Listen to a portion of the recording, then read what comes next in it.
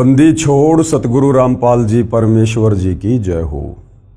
परम पिता परमात्मा सारी सृष्टि के रचनहार कुल मालिक असंख्य ब्रह्मांडों के स्वामी जगत गुरु तीनों लोकों में प्रवेश करके सबका धारण पोषण करने वाले राजाधिराज आत्माधार नाथों के नाथ देवों के देव महादेव सर्वेश्वर महेश्वर मृत्युंजय अजरो अमर आदि अनादि सनातनी प्रभु जगत पिता जगदीश्वर श्री श्री 1008 की उपाधि के वास्तविक अधिकारी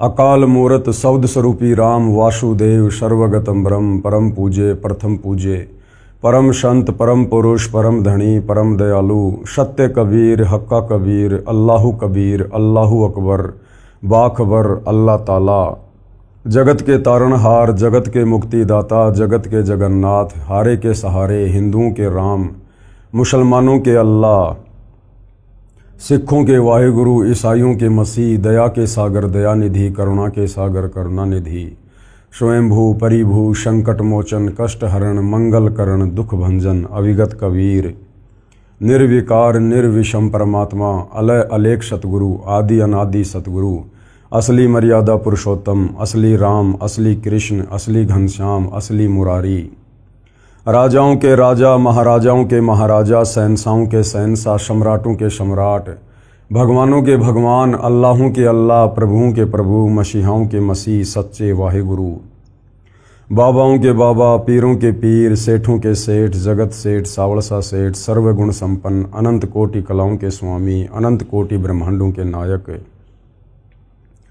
योगियों में महायोगी ध्यानियों में महाध्यानी सिद्धों में परम सिद्ध ज्ञानियों में तत्व ज्ञानी ब्रह्म ज्ञानी महाज्ञानी परम ज्ञानी सर्वश्रेष्ठ ज्ञानी विज्ञानी युवा कबीर समर्थ कबीर असमवात अमित ओझा सच्चे रहनुमा करीम अल्लाह सुबहान अल्लाह दुनिया के अंतिम पैगंबर 8 सितंबर 1951 से गांव धनाना जिला सोनीपत हरियाणा भारतवर्ष की पावन भूमि पे प्रकट रियल कल की भगवान श्री नारायण साकार हरि श्री बाबा साहेब नूर अनंत परमात्मा सच्चे दरवेश सच्चे बाखबर संत शिरोमणि सतगुरु रामपाल जी परमेश्वर जी के चरण कमल में आप और हम सभी भाई बहनों का अनंत कोटि दंडवत प्रणाम। सत्साई भाई और बहनों, बहुत बड़ी दया बहुत बड़ी मेहर पूज्य गुरुदेव भगवान की परमेश्वर रामपाल जी की, जिनके शुभ आशीर्वाद से विशेष आशीर्वाद से उन्हीं के सत्संगों के ऊपर बन चुकी पवित्र आध्यात्मिक पुस्तक कबीर बड़ा या कृष्ण के ऊपर वीडियो बनाने की श्रृंखला जारी है। इसी श्रृंखला में आज हमारा ये 6 नंबर का वीडियो है। इस पवित्र पुस्तक कबीर बड़ा या कृष्ण के प्रत्येक वीडियो में हमें अध्यात्म के विषय में वो सब कुछ जानने और समझने को प्राप्त हो रहा है जिसकी तलाश इस आत्मा को सदियों से थी, परंतु तत्व ज्ञान के अभाव से हमारे धर्म गुरु हमारे शास्त्रों में छुपी हुई अध्यात्म को लेकर गूढ़ जानकारी को समाज में फैला नहीं सके, समाज को बता नहीं सके, समाज के सामने रूबरू नहीं कर सके। क्योंकि भाई और बहनों, अपने द्वारा प्रदान की गई शास्त्र अनुकूल सत भक्ति और अपने द्वारा रची गई सृष्टि रचने वाला कबीर परमेश्वर स्वयं ही सतलोक से चलकर गति करके नीचे मनुष्य रूप में प्रकट होकर संत रूप में तत्वदर्शी संत रूप में जगत गुरु रूप में इस ज्ञान को आगे प्रचारित प्रसारित करता है। उस परमेश्वर के बिना सृष्टि रचना के विषय में 21 ब्रह्मांड में कोई एक शब्द भी नहीं बोल सकता है, और यदि बोलेगा तो केवल अटबट ही करेगा, दंत कथा सुनाएगा, लोकवेद के आधार से झूठ फैलाएगा। तो आज इस पृथ्वी का सौभाग्य उदय हुआ कि सर्व सृष्टि रचनहार कबीर परमेश्वर 8 सितंबर 1951 को गांव धनाना जिला सोनीपत हरियाणा भारतवर्ष में प्रकट हुए और अपने निर्धारित समय अनुसार सन 1994 से उन्होंने इस तत्व ज्ञान का प्रचार प्रसार करना शुरू किया। भाई और बहनों, अब ये ज्ञान जन जन तक पहुँचे क्योंकि इसी ज्ञान को प्राप्त करने के लिए आप और हमें उस समर्थ परमेश्वर कबीर जी ने ये मनुष्य शरीर दिया है, लक 84 योनि से निकाल कर। और ये मनुष्य जन्म सिर्फ और सिर्फ परमात्मा प्राप्ति के लिए मिलता है, यानी मोक्ष प्राप्ति के लिए मिलता है। और ये कार्य यदि हमने नहीं किया मनुष्य जन्म प्राप्त करके कि मानव जन्म पाए कै जो नहीं रटे हरि नाम, भाई जैसे कुआ जल बिना फिर बनवाया किस काम, तो हमारा मनुष्य जन्म प्राप्त करना निरर्थक हो जाएगा। भाई और बहनों, अब हमें कैसे पता चले कि वास्तव में भक्ति मार्ग क्या है, शास्त्र अनुकूल साधना क्या है, मोक्ष किस विधि से होगा, परमात्मा कौन है, कैसा है, कहाँ रहता है, कैसे मिलता है। तो इन्हीं सब जानकारियों के लिए सतगुरु रामपाल जी ने हजारों की संख्या में सत्संग किए हैं और सैकड़ों की संख्या में पवित्र पुस्तकें लिखी हैं। उन्हीं में से एक पवित्र पुस्तक जिसका नाम है कबीर बड़ा या कृष्ण, जिसके ऊपर वीडियो बनाए जा रहे हैं। आज हमारा ये 6वें नंबर का वीडियो है। अभी तक यदि आपने इस पुस्तक पर बन चुके पहले के 5 वीडियो नहीं देखे हैं तो आज का वीडियो देखना आपके लिए कोई मायने नहीं रखेगा, क्योंकि कड़ी से कड़ी जुड़ती है। जब तक आप पहले के 5 वीडियो नहीं देखेंगे आपको आगे का ज्ञान समझ में नहीं आएगा। और विशेषकर वीडियो नंबर 5 में एक बहुत ही महत्वपूर्ण टॉपिक चला हुआ है, और टॉपिक है जनता की अदालत में मुकदमा। जनता की अदालत में मुकदमा। मुकदमा किस बात को लेकर है? मुकदमा अध्यात्म को लेकर है, भक्ति मार्ग को लेकर है, भगवान की समर्थता को लेकर है कि वास्तव में समर्थ परमात्मा कौन है, कबीर है या कृष्ण है। और इस मुकदमे में जज कौन है? जनता। जनता जनार्दन, क्योंकि वर्तमान की जनता शिक्षित है, पढ़ी लिखी है, सही और गलत का निर्णय अपने बुद्धि विवेक से कर सकती है। और जो वकील हैं इस मुकदमे में, कबीर जी की तरफ से उनके वकील हैं सतगुरु रामपाल जी। हालांकि आपकी जानकारी के लिए बता दूं कि कबीर जी ने अपना कोई वकील खड़ा करने की आवश्यकता नहीं पड़ती है। कबीर जी में सर्वगुण हैं, क्योंकि वे सर्वज्ञ हैं। वे जनता भी हैं, वे जज भी हैं, वे वकील भी हैं, वे सब कुछ हैं। लेकिन आप और हमें अध्यात्म को समझाने के लिए सतगुरु रामपाल जी ने स्वयं को कबीर जी का वकील घोषित किया है। तो कबीर जी की तरफ से वकील हैं सतगुरु रामपाल जी, और श्री कृष्ण जी की तरफ से वकील हैं हिंदू धर्म के तमाम संत, महंत, मंडलेश्वर, आचार्य, शंकराचार्य, महामंडलेश्वर, मठाधीश। और किस बात को लेकर मुकदमा दायर है? कबीर और कृष्ण की समर्थता को लेकर कि वास्तव में समर्थ परमात्मा कौन है। कबीर जी के वकील सतगुरु रामपाल जी दावा करते हैं कि कबीर जी ही सर्व सृष्टि रचनहार हैं, सबके मालिक हैं। इन्होंने असंख्य ब्रह्मांडों की रचना की है और यही तीनों लोकों में प्रवेश करके सबका धारण पोषण करते हैं। और इस बात का आधार उन्होंने बताया हिंदू धर्म के 4 वेद, गीता जी और 18 पुराण। दूसरी तरफ जो कृष्ण जी के वकील हैं हिंदू धर्म गुरु, वो कह रहे हैं कि नहीं जी, कबीर जी के वकील की बात सही नहीं है। असल में कृष्ण जी समर्थ हैं। कृष्ण अर्थात विष्णु, और ये कृष्ण अर्थात विष्णु जी ये अविनाशी हैं। इनकी जन्म और मृत्यु नहीं होती है, इनके कोई माता पिता नहीं है, ये अजरो अमर परमात्मा हैं। और हमारे हिंदू धर्म के सभी धर्म ग्रंथ इन्हीं के परमेश्वर होने के विषय में समर्थन कर रहे हैं। तो इस बात को लेकर मुकदमा चला हुआ है। तो पिछले वीडियो नंबर 5 में इसी मुकदमे में कबीर परमेश्वर की तरफ से पैरवी करते हुए उनके वकील सतगुरु रामपाल जी ने हिंदू धर्म के ही सदग्रंथों को दिखाकर, श्रीमद् भगवत गीता को दिखाकर, श्री देवी पुराण को दिखाकर ये साबित कर दिया जनता के सामने अदालत में कि कृष्ण जी अविनाशी परमात्मा नहीं है। श्री कृष्ण जी अर्थात विष्णु जी का जन्म होता है, ये मरते हैं। इनकी माता का नाम दुर्गा है, इनके पिता का नाम काल ब्रह्म है। और ये केवल एक ब्रह्मांड में 3 लोकों पर एक एक गुण के स्वामी हैं। रजोगुण के स्वामी ब्रह्मा जी हैं, सतोगुण के स्वामी विष्णु जी हैं और तमोगुण के स्वामी शंकर जी हैं। और ये जन्म और मरण में है। ये कबीर जी के वकील सतगुरु रामपाल जी ने हिंदू धर्मशास्त्रों से जनता के सामने अदालत में बिल्कुल क्लियर कर दिया है। आज के वीडियो नंबर 6 में मुकदमा उसी जनता की अदालत में है। मुद्दा वही है कि समर्थ प्रभु कौन है, कबीर या कृष्ण। दोनों पक्ष के वकील भी हैं, कबीर जी की तरफ से सतगुरु रामपाल जी और कृष्ण जी की तरफ से हिंदू धर्मगुरु।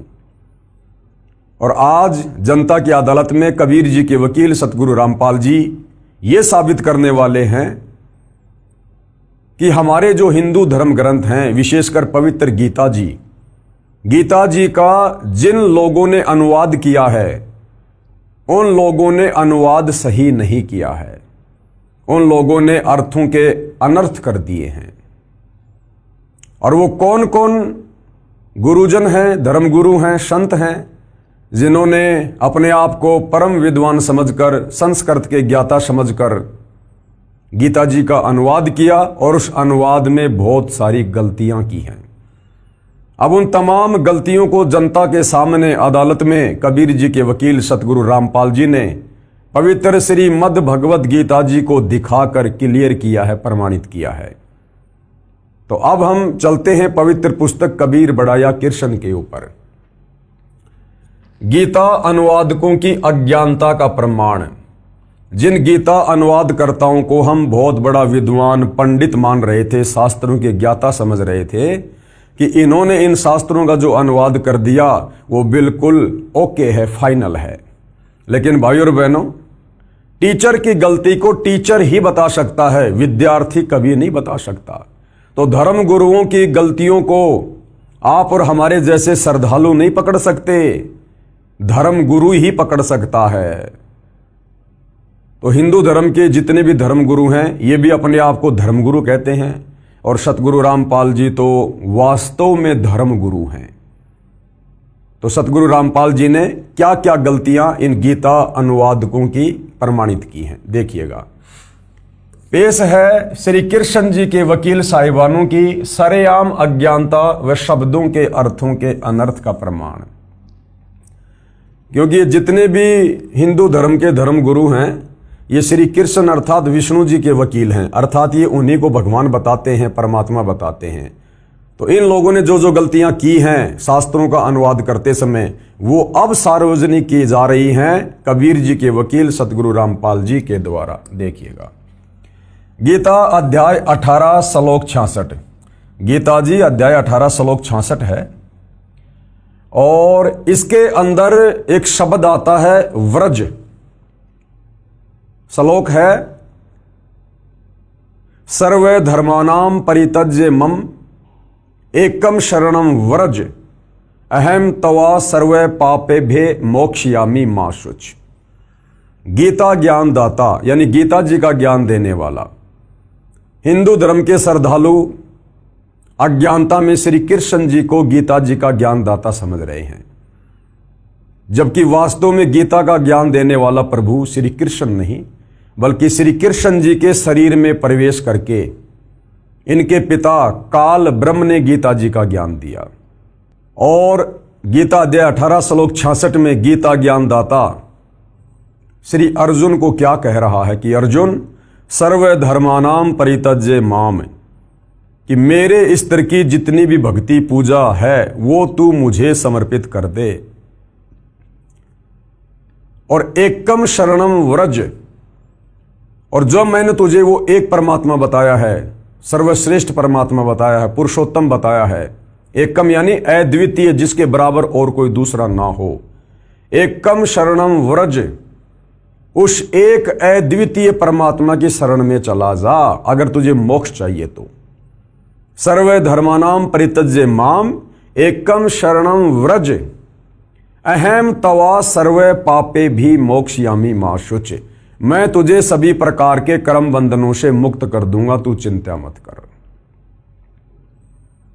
अब हमारे गीता अनुवादकों को तत्व ज्ञान नहीं था। ये श्री कृष्ण अर्थात विष्णु से ऊपर किसी को परमात्मा नहीं मानते थे। तो इस श्लोक में गीता ज्ञानदाता कह रहा है कि अर्जुन, मेरे लेवल की सारी धार्मिक पूजा मुझे दे दे और तू उस एक अद्वितीय परमात्मा की शरण में चला जा।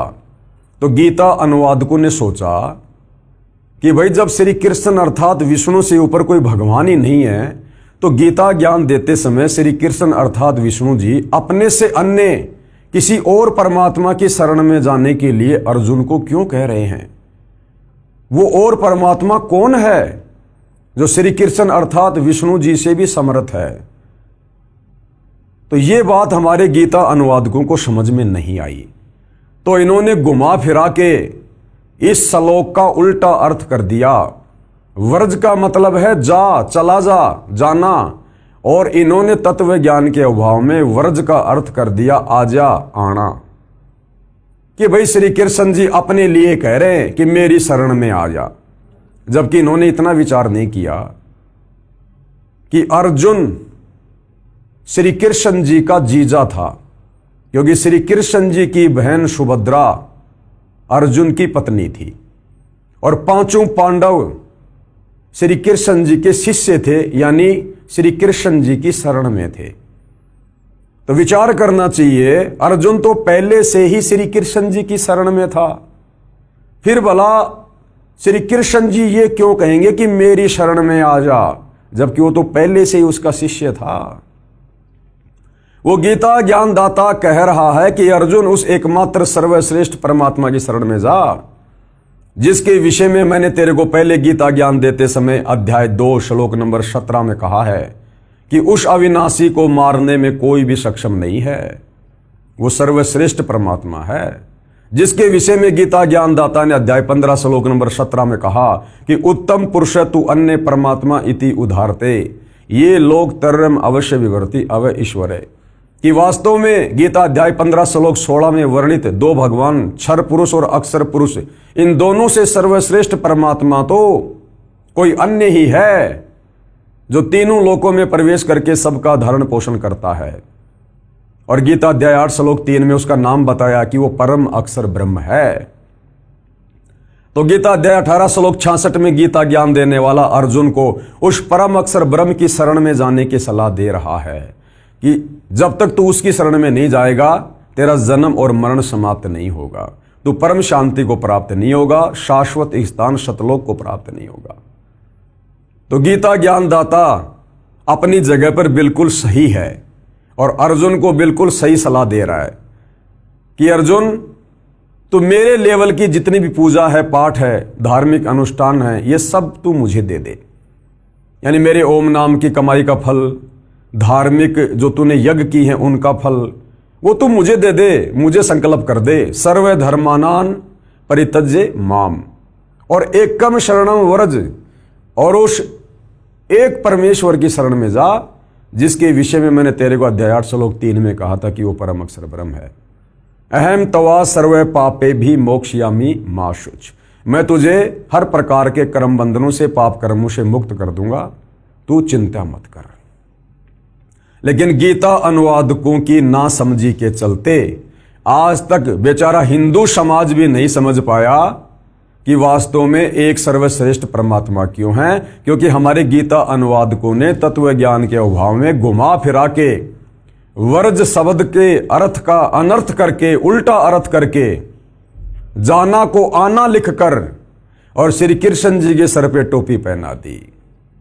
तो अब सतगुरु रामपाल जी जनता की अदालत में श्री कृष्ण जी के वकीलों के सामने कबीर परमेश्वर के वकील की भूमिका में और सबको प्रमाणित करके दिखा रहे हैं कि हमारे गीता अनुवादकों ने किस प्रकार से गफलत की है, गलती की है शास्त्रों का अनुवाद करते समय। पेश है श्री कृष्ण जी के वकील साहिबानों की सरेआम अज्ञानता व शब्दों के अर्थों के अनर्थ का प्रमाण। तो ये देखिए गीता अध्याय 18 श्लोक 66 जो अभी आपको बताया गया है।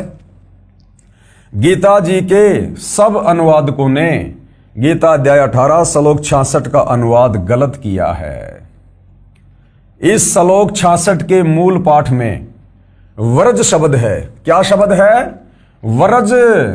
सर्वे धर्मान परित्यज्य माम एकम शरणम व्रज, जिसका अर्थ आना किया है, जबकि व्रज का अर्थ होता है जाना, जो कि गलत है। व्रज का अर्थ जाना, चले जाना, प्रस्थान करना, एक स्थान से दूसरे स्थान पर जाना होता है। अब आपको दिखाया जाएगा यहां पर प्रमाण के लिए कि किन किन गीता अनुवादकों ने, किन किन धर्मगुरुओं ने उल्टा अनुवाद किया है व्रज शब्द का।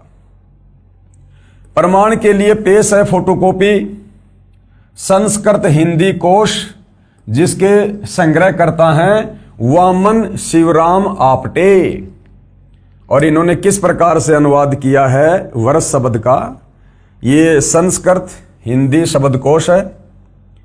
ये लेखक हैं वामन शिवराज आपटे, चौखंबा विद्या भवन वाराणसी, यहां से ये प्रकाशित है। ये देखिएगा, ये व्रज शब्द है, व्रज। और हिंदी संस्कृत शब्दकोश में व्रज का क्या अर्थ है आपकी आंखों के सामने है। व्रज का अर्थ है जाना।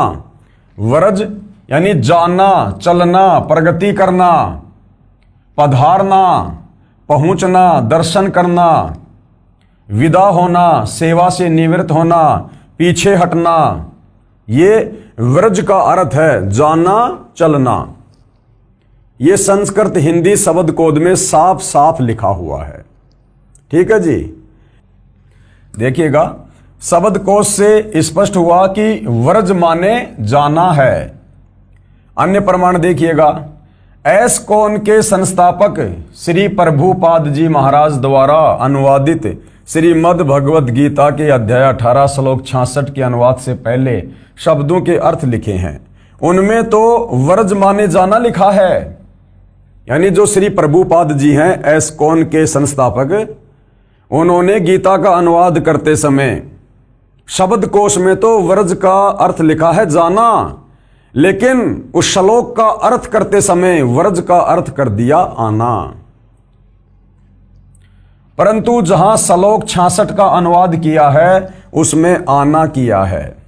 ये देखिएगा, ये श्री प्रभुपाद की गलती, ये एस्कॉन के संस्थापक हैं। प्रमाण के लिए पेश है फोटोकॉपी गीता अध्याय 18 श्लोक 66 की, जिसके अनुवादक हैं श्री प्रभुपाद जी तथा भक्ति वेदांत बुक ट्रस्ट द्वारा प्रकाशित। ये देखिएगा, ये इनके द्वारा अनुवाद की गई गीता है। गीतोपनिषद श्रीमद् भगवद गीता यथारूप, ये देखिएगा आप जियों के सामने है। और इसके शब्दकोश में क्या अर्थ किया है, ये वो श्लोक है भाइयों और बहनों। अध्याय गीता अध्याय 18 श्लोक नंबर 66, सर्व धर्मानाम परित्यज्य माम एकम शरणम व्रज, ये व्रज शब्द है। अहम तवा सर्व पापेभ्यो मोक्षयामि मा शुच। अब देखिएगा क्या क्या लिखा है इन्होंने। सर्व धर्मान यानी समस्त प्रकार के धर्म, परित्यज्य यानी त्याग कर, माम यानी मेरी, एकम यानी एकमात्र, शरणम यानी शरण में, व्रज मानी जाओ। यहां तो इन्होंने बिल्कुल सही अनुवाद कर रखा है। शब्द के अनुवाद में तो बिल्कुल सही लिखा है, व्रज मतलब जाओ, जाना। लेकिन नीचे इन्होंने जो भावार्थ किया है उसमें अर्थ कर दिया आना। देखिएगा, समस्त प्रकार के धर्मों का परित्याग करो और मेरी शरण में आओ। बताओ, यहां तो व्रज का अर्थ कर दिया जाओ और यहां कर दिया आओ, यानी अर्थ का अनर्थ कर दिया। मैं समस्त पापों से तुम्हारा उद्धार कर दूंगा, डरो मत। इस फोटोकॉपी में स्पष्ट है कि ऊपर शब्दों के अर्थ में तो व्रज का अर्थ तो जाना यानी जाओ ठीक किया है, परंतु अनुवाद में आना आओ कर दिया, जिससे गीता के सब ज्ञान का अज्ञान कर दिया। कारण यही रहा कि इन गुरुजनों को श्री कृष्ण से आगे का ज्ञान ही नहीं है। हमारे हिंदू धर्म के धर्म गुरुओं को, आचार्य से लेकर शंकराचार्य को, श्री कृष्ण अर्थात विष्णु से ऊपर किसी और परम शक्ति के विषय में ज्ञान ही नहीं था। इनको अपने सदग्रंथों का भी ज्ञान नहीं है, इसलिए लिख दिया कि मेरी शरण में आ जा, जबकि लिखना था उसकी शरण में चला जा। गीता अध्याय 18 श्लोक 62 में गच्छ शब्द है, जिसका अर्थ भी जाना है, वहां ठीक अनुवाद कर दिया। जब श्लोक 62 में गीता ज्ञान दाता अपने से अन्य उस परमेश्वर तत्ब्रह्म यानी परम अक्षर ब्रह्म यानी कबीर जी की शरण में जाने को कह रहा है, तो श्लोक 66 में अपनी शरण में आने को नहीं कहेगा। क्योंकि गीता अध्याय 2 श्लोक 7 में अर्जुन ने कहा कि मैं आपकी शरण हूं, यानी अर्जुन शरण में तो पहले ही था, फिर यह कहना कि मेरी शरण में आ, यह न्याय संगत भी नहीं है। यह अध्यात्म ज्ञान का टोटा है। पेश है लेखक द्वारा किया इस श्लोक का यथार्थ अनुवाद। लेखक कौन? सतगुरु रामपाल जी। अब सतगुरु रामपाल जी ने गीता अध्याय 18 श्लोक 66 का रियल अनुवाद किया है, वो आप जी पढ़िएगा। गीता अध्याय 18 श्लोक 66 का यथार्थ अनुवाद। ये श्लोक है, सर्व धर्मानाम परित्यज्य माम एकम शरणम व्रज अहम तवा सर्व पापेभ्य मोक्षयामि मां शुच। क्या अनुवाद है? गीता ज्ञान देने वाले ने कहा है। अब गीता ज्ञान देने वाला हिंदू धर्म के श्रद्धालु और धर्म गुरुओं के अनुसार श्री कृष्ण उर्फ विष्णु, और रियल में ये ब्रह्म है, ये काल है। तो ये क्या कह रहा है गीता का ज्ञान देते समय? गीता ज्ञान देने वाले ने कहा है कि सर्व धर्मानाम माम, यानी मेरे स्तर के जितने भी धार्मिक जो ये कर्म हैं, उन सबको मुझ में परित्यज्य यानी त्याग कर, एकम यानी उस एक सर्वशक्तिमान परम अक्षर ब्रह्म की शरणम यानी शरण में, वरज यानी जा, वरज यानी जा, अहम यानी मैं, तवा यानी तेरे को, सर्व पापे भे सब पापों से, मोक्षयामी यानी मुक्त कर दूंगा, मां शुच यानी शोक मत कर। ये है गीता अध्याय 18 श्लोक 66 का रियल अनुवाद। रियल अनुवाद। इस श्लोक में एकम एक शब्द है, इसका अर्थ है एक यानी अद्वितीय परमेश्वर। गीता अध्याय 13 श्लोक 30 में भी एक कस्त शब्द है, जिसका अर्थ है उस एक परमात्मा में स्थित किया है, जो गीता ज्ञान दाता से अन्य है। गीता अध्याय 13 श्लोक 27, 28 तथा 30 में भी गीता ज्ञान देने वाले काल ब्रह्म ने अपने से अन्य परमेश्वर की जानकारी दी है और कहा है कि, कहां कहा है? गीता अध्याय 13 श्लोक 27 में क्या कहा है? जो साधक नष्ट होते हुए सब प्राणियों में परमेश्वर यानी परम अक्षर ब्रह्म को अविनाशी तथा समभाव से देखता है, वह परमेश्वर को सही रूप में देखता है, यानी वह उस परमेश्वर को ठीक से समझा है। गीता अध्याय 13 श्लोक 28 में कहा है कि क्योंकि जो साधक यानी जो भगत सब स्थान पर समान भाव से स्थित परमेश्वर को समान देखता हुआ अपने द्वारा अपने को नष्ट नहीं करता, यानी सत्य भाव से उस गीता ज्ञानदाता काल ब्रह्म से अन्य परम अक्षर ब्रह्म को जानकर उसी की भक्ति करके गीता ज्ञान देने वाले काल ब्रह्म से मिलने वाली गति यानी मोक्ष जो गीता अध्याय 8 श्लोक 13 में बताई है, उससे अन्य परम गति को प्राप्त होता है। यही प्रसंग गीता अध्याय 13 श्लोक 30 में चला है। और क्या कहा है? यदा यानी जिस समय साधक प्राणियों के पृथक पृथक भाव को उस अद्वितीय एक परमात्मा से ही सब प्राणियों का विस्तार यानी उत्पत्ति होना देखता है यानी जानता है, उस समय उस परमेश्वर को पूजकर उसी को प्राप्त हो जाता है। इससे सिद्ध हो जाता है कि गीता अध्याय 18 श्लोक 66 में एकम शरणम व्रज का अर्थ भी उस परम अक्षर ब्रह्म की शरण में जाओ ही सही है। प्रमाण के लिए पढ़िए गीता अध्याय 13 श्लोक 27, 28 तथा 30 की फोटोकॉपी इसी पुस्तक के पेज नंबर 278 से 280 पर, जो हम आगे पढ़ेंगे।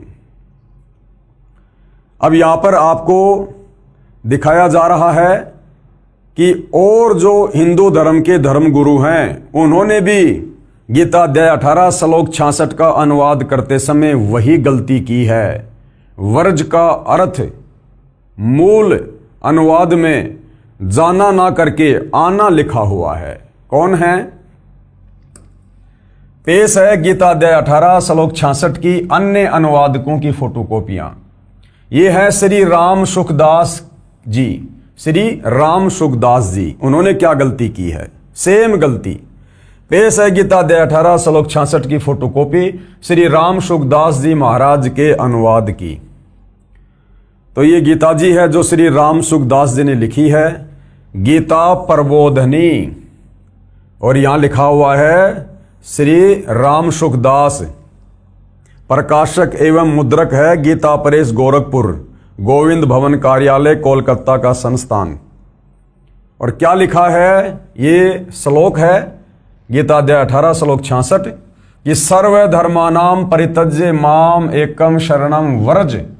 ये व्रज शब्द है, आप जी की आंखों के सामने ध्यान रखना, व्रज। अहम तवा सर्व पापेभ्यो मोक्षयामी माशुच। और क्या अनुवाद किया इन्होंने? संपूर्ण धर्मों का आश्रय छोड़कर तू केवल मेरी शरण में आ जा। ये देखो जी, वर्ज का अर्थ होता है जाना, इन्होंने कर दिया आजा। मैं तुझे संपूर्ण पापों से मुक्त कर दूंगा, चिंता मत कर। सब ने एक सुर में अनुवाद किया है, एक सुर में, तत्व ज्ञान के अभाव में। आगे देखिए श्री ज्ञानानंद जी महाराज की गलती। श्री ज्ञानानंद जी महाराज की गलती। पेश है गीता अध्याय 18 श्लोक 66 की फोटोकॉपी श्री ज्ञानानंद जी महाराज के अनुवाद की। ये देखिएगा, इनके द्वारा लिखी गई गीता है। श्री कृष्ण कृपया श्रीमद् भगवद गीता पदानुवाद सहित गीता ज्ञान सुधा सप्तम संस्करण 10,000 प्रतियां निमित्त मात्र गीता मनीषी और श्री ज्ञानानंद जी महाराज अपने आप को गीता के मनीषी यानी बहुत बड़े विद्वान कह रहे हैं। गीता अध्याय 18 श्लोक 66 सर्वधर्मानाम परित्यज्य माम एकम शरणम व्रज। ये व्रज शब्द है। अहम तवा सर्व पापेभ्यो मोक्षयामी माशुच। क्या अनुवाद किया है? सेम गलती। संपूर्ण धर्मों का आश्रय छोड़कर तू केवल मेरी शरण में आ जा। वर्ज का अर्थ होता है जाना, यानी चला जा, और इन्होंने क्या किया है? आ जा, मैं तुझे संपूर्ण पापों से मुक्त कर दूंगा, तू शोक मत कर। आरोपित धर्म छोड़कर तू ये सब आ, एक मेरी ही शरण ले, अब तुझे पापों से मुक्त कर दूंगा, मैं चिंता न कर तू किसी भी तरह। यानी गीता अनुवाद करते समय हमारे धर्म गुरुओं ने गलतियों पे गलतियां कर रखी है, गलतियों पे गलतियां। उसके बाद देखिएगा श्री सुधांशु जी महाराज की गलती। पेश है गीता अध्याय 18 श्लोक 66 की फोटोकॉपी श्री सुधांशु जी महाराज के अनुवाद की। ये श्री सुधांशु जी ने लिखी है श्रीमद् भगवत गीता गीतामृत प्रवचन परम पूज्य श्री सुधांशु जी महाराज। ये देखिएगा, प्रकाशक हैं विश्व जागृति मिशन, आनंद धाम आश्रम नांगलोई, नजफगढ़ रोड, बक्करवाला मार्ग, दिल्ली। संपादक हैं डॉक्टर आशा किरण। और ये गीता अध्याय 18 श्लोक 66 सर्वधर्मानाम परित्यज्य माम एकम शरणम व्रज। ये व्रज शब्द है। अहम तवा सर्व पापेभ्यो मोक्षयामी माशुच। और क्या अनुवाद किया है? वो सेम गलती। सभी धर्मों को छोड़कर तू केवल मेरी शरण में आ जा, मेरी शरण में आ जा। जबकि लिखना था उसकी शरण में चला जा, मैं तुझे सभी पापों से मुक्त कर दूंगा, चिंता मत कर। आगे देखिए भाइयों और बहनों, श्री आसाराम जी महाराज की गलती। पेश है गीता अध्याय 18 श्लोक 66 की फोटोकॉपी श्री आसाराम जी महाराज के अनुवाद की। यानी जनता की अदालत में कबीर जी के वकील सतगुरु रामपाल जी की तरफ से और जितने भी हमारे ये धर्म गुरु हैं, इनकी विद्वता का आईना दिखाया जा रहा है। सारे के सारे भेड़ चाल में चल रहे हैं, सारे के सारे भेड़ चाल में। श्री कृष्ण जी से ऊपर ये जान ही नहीं पाए कि कोई सुप्रीम गॉड भी है, कोई सुप्रीम परमात्मा भी है। और सब ने रटा रटाया भेड़ चाल चलते हुए एक ही अनुवाद किया है, एक दूसरे के अनुवाद को कॉपी करके, और भगत समाज का बट्ठा बैठा दिया, परमात्मा तक नहीं पहुंचने दिया। तो श्री आसाराम जी ने क्या अनुवाद किया है? श्रीमद् भगवत गीता मातम्य श्लोक अनुवाद, महिला उत्थान ट्रस्ट, संत श्री आसाराम जी आश्रम, संत श्री आसाराम जी बापू आश्रम मार्ग, अहमदाबाद। और ये श्लोक है गीता अध्याय 18 श्लोक 66, सर्वधर्मानाम परित्यज्य माम एकम शरणम व्रज, अहम तवा सर्व पापेभ्यो मोक्षयामि मा शुच। यानी सब ने एक दूसरे की कॉपी कर रखी है, जो का त्यों कॉपी पेस्ट कर दिया और जनता में पेश कर दिया। और क्या लिखा है इन्होंने? संपूर्ण धर्मों को अर्थात संपूर्ण कर्तव्य कर्मों को मुझ में त्याग कर तू केवल एक मुझ सर्वशक्तिमान सर्वाधार परमेश्वर की शरण में ही आ जा। अरे वो तो पहले से ही श्री कृष्ण जी की शरण में था, बार बार क्या शरण में आएगा? व्रज का अर्थ करना था जा, और अर्थ कर दिया आजा।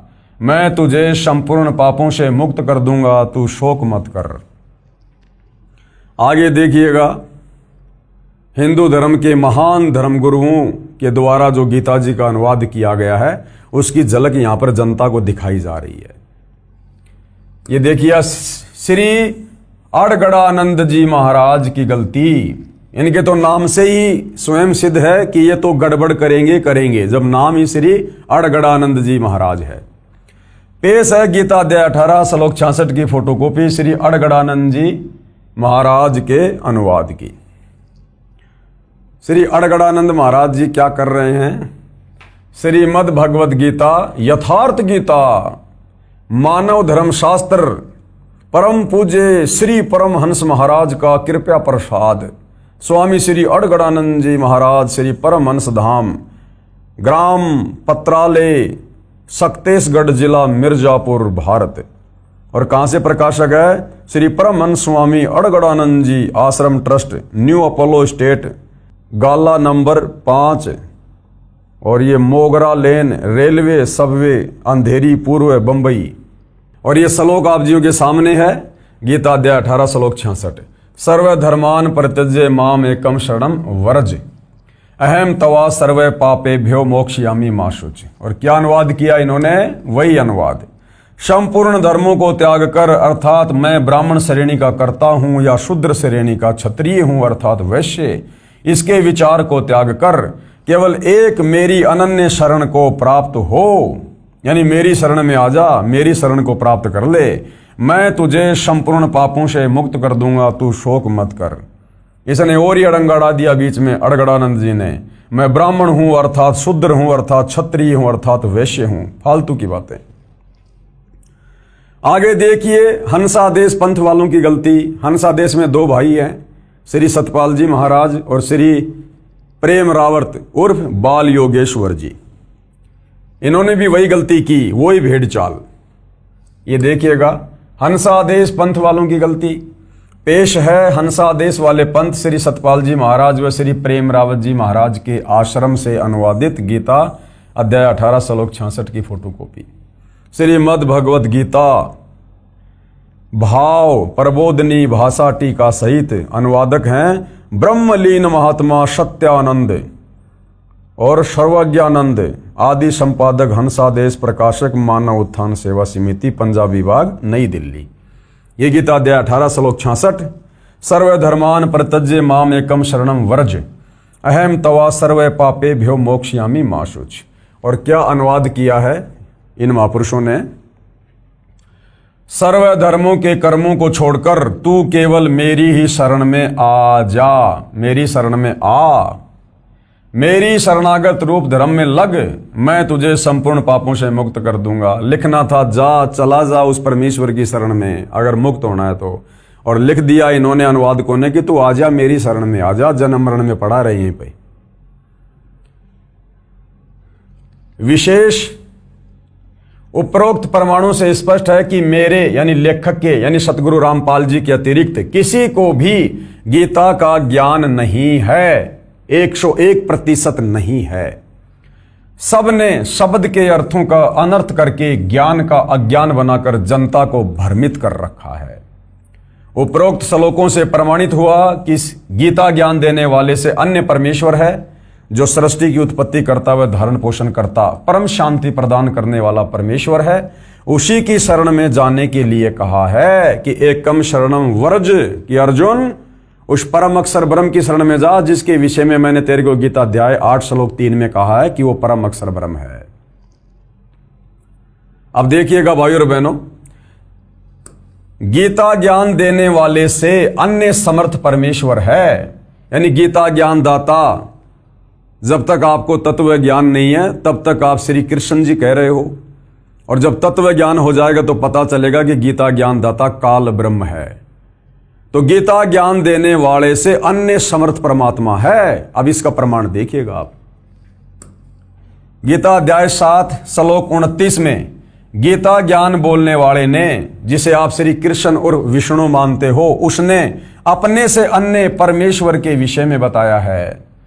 कहा है कि जो मेरी शरण होकर यानी मेरी राय मानकर उस परमेश्वर के विषय में किसी तत्वदर्शी संत से तत्व ज्ञान समझ लेते हैं, जरा यानी वृद्ध अवस्था अर्थात बुढ़ापे तथा मरण यानी मृत्यु से छूटने के लिए प्रयत्न करते हैं, वे तत्ब्रह्म यानी उस परमेश्वर को, संपूर्ण अध्यात्म को तथा संपूर्ण कर्मों को जानते हैं। ये देखिएगा, पेश है गीता अध्याय 7 श्लोक 29 की फोटोकॉपी। गीता ज्ञान दाता आप लोगों के अनुसार श्री कृष्ण और विष्णु अर्जुन को अपने से अन्य परमात्मा के विषय में क्या कह रहा है, ये देखिए। जरा मरण मोक्षाय माम आश्रिते यतन्ति ये ते ब्रह्म तत्व विदु कृत्स्नम अध्यात्म करम च अखिलम। क्या अनुवाद किया है आप जियों के सामने है। जो मेरे शरण होकर यानी जो मेरी राय मानकर, जो मैं गीता जी में बता रहा हूं उस परमेश्वर के विषय में, जो मेरे शरण होकर जरा और मरण से छूटने के लिए, क्योंकि काल के लोक में सबसे बड़ा कष्ट है बुढ़ापा और मृत्यु। जरा यानी बुढ़ापा और मरण यानी मृत्यु से छूटने के लिए यानी मोक्ष प्राप्त करने के लिए जो भगत यत्न करते हैं, वे पुरुष उस ब्रह्म को अपने से अन्य किसी और ब्रह्म के विषय में कह रहा है गीता ज्ञानदाता, कि वे उस ब्रह्म यानी भगवान को, संपूर्ण अध्यात्म को तथा संपूर्ण कर्मों को जानते हैं। गीता ज्ञान देने वाले की राय मानकर, क्योंकि गीता ज्ञानदाता ने गीता अध्याय 4 श्लोक नंबर 34 में अपना मत बताया, अपनी राय दी अर्जुन को कि अर्जुन, अगर तुझे परमात्मा के विषय में जानना है, परम शांति प्राप्त करनी है, तो किसी तत्वदर्शी संत की खोज कर ले और उस तत्वदर्शी संत की शरण में जा, वही तुझे परमात्मा के विषय में बताएगा। तो यहां गीता अध्याय 7 श्लोक 29 में गीता ज्ञानदाता कह रहा है कि जो मेरी बात मानकर, मेरी राय मानकर, जो मैंने गीता ज्ञान देते समय कही है, और जो उस तत्ब्रह्म की खोज में चले जाते हैं, उसकी शरण में चले जाते हैं, वो मुक्त हो जाते हैं, वो सब कर्मों को जानते हैं। फिर वो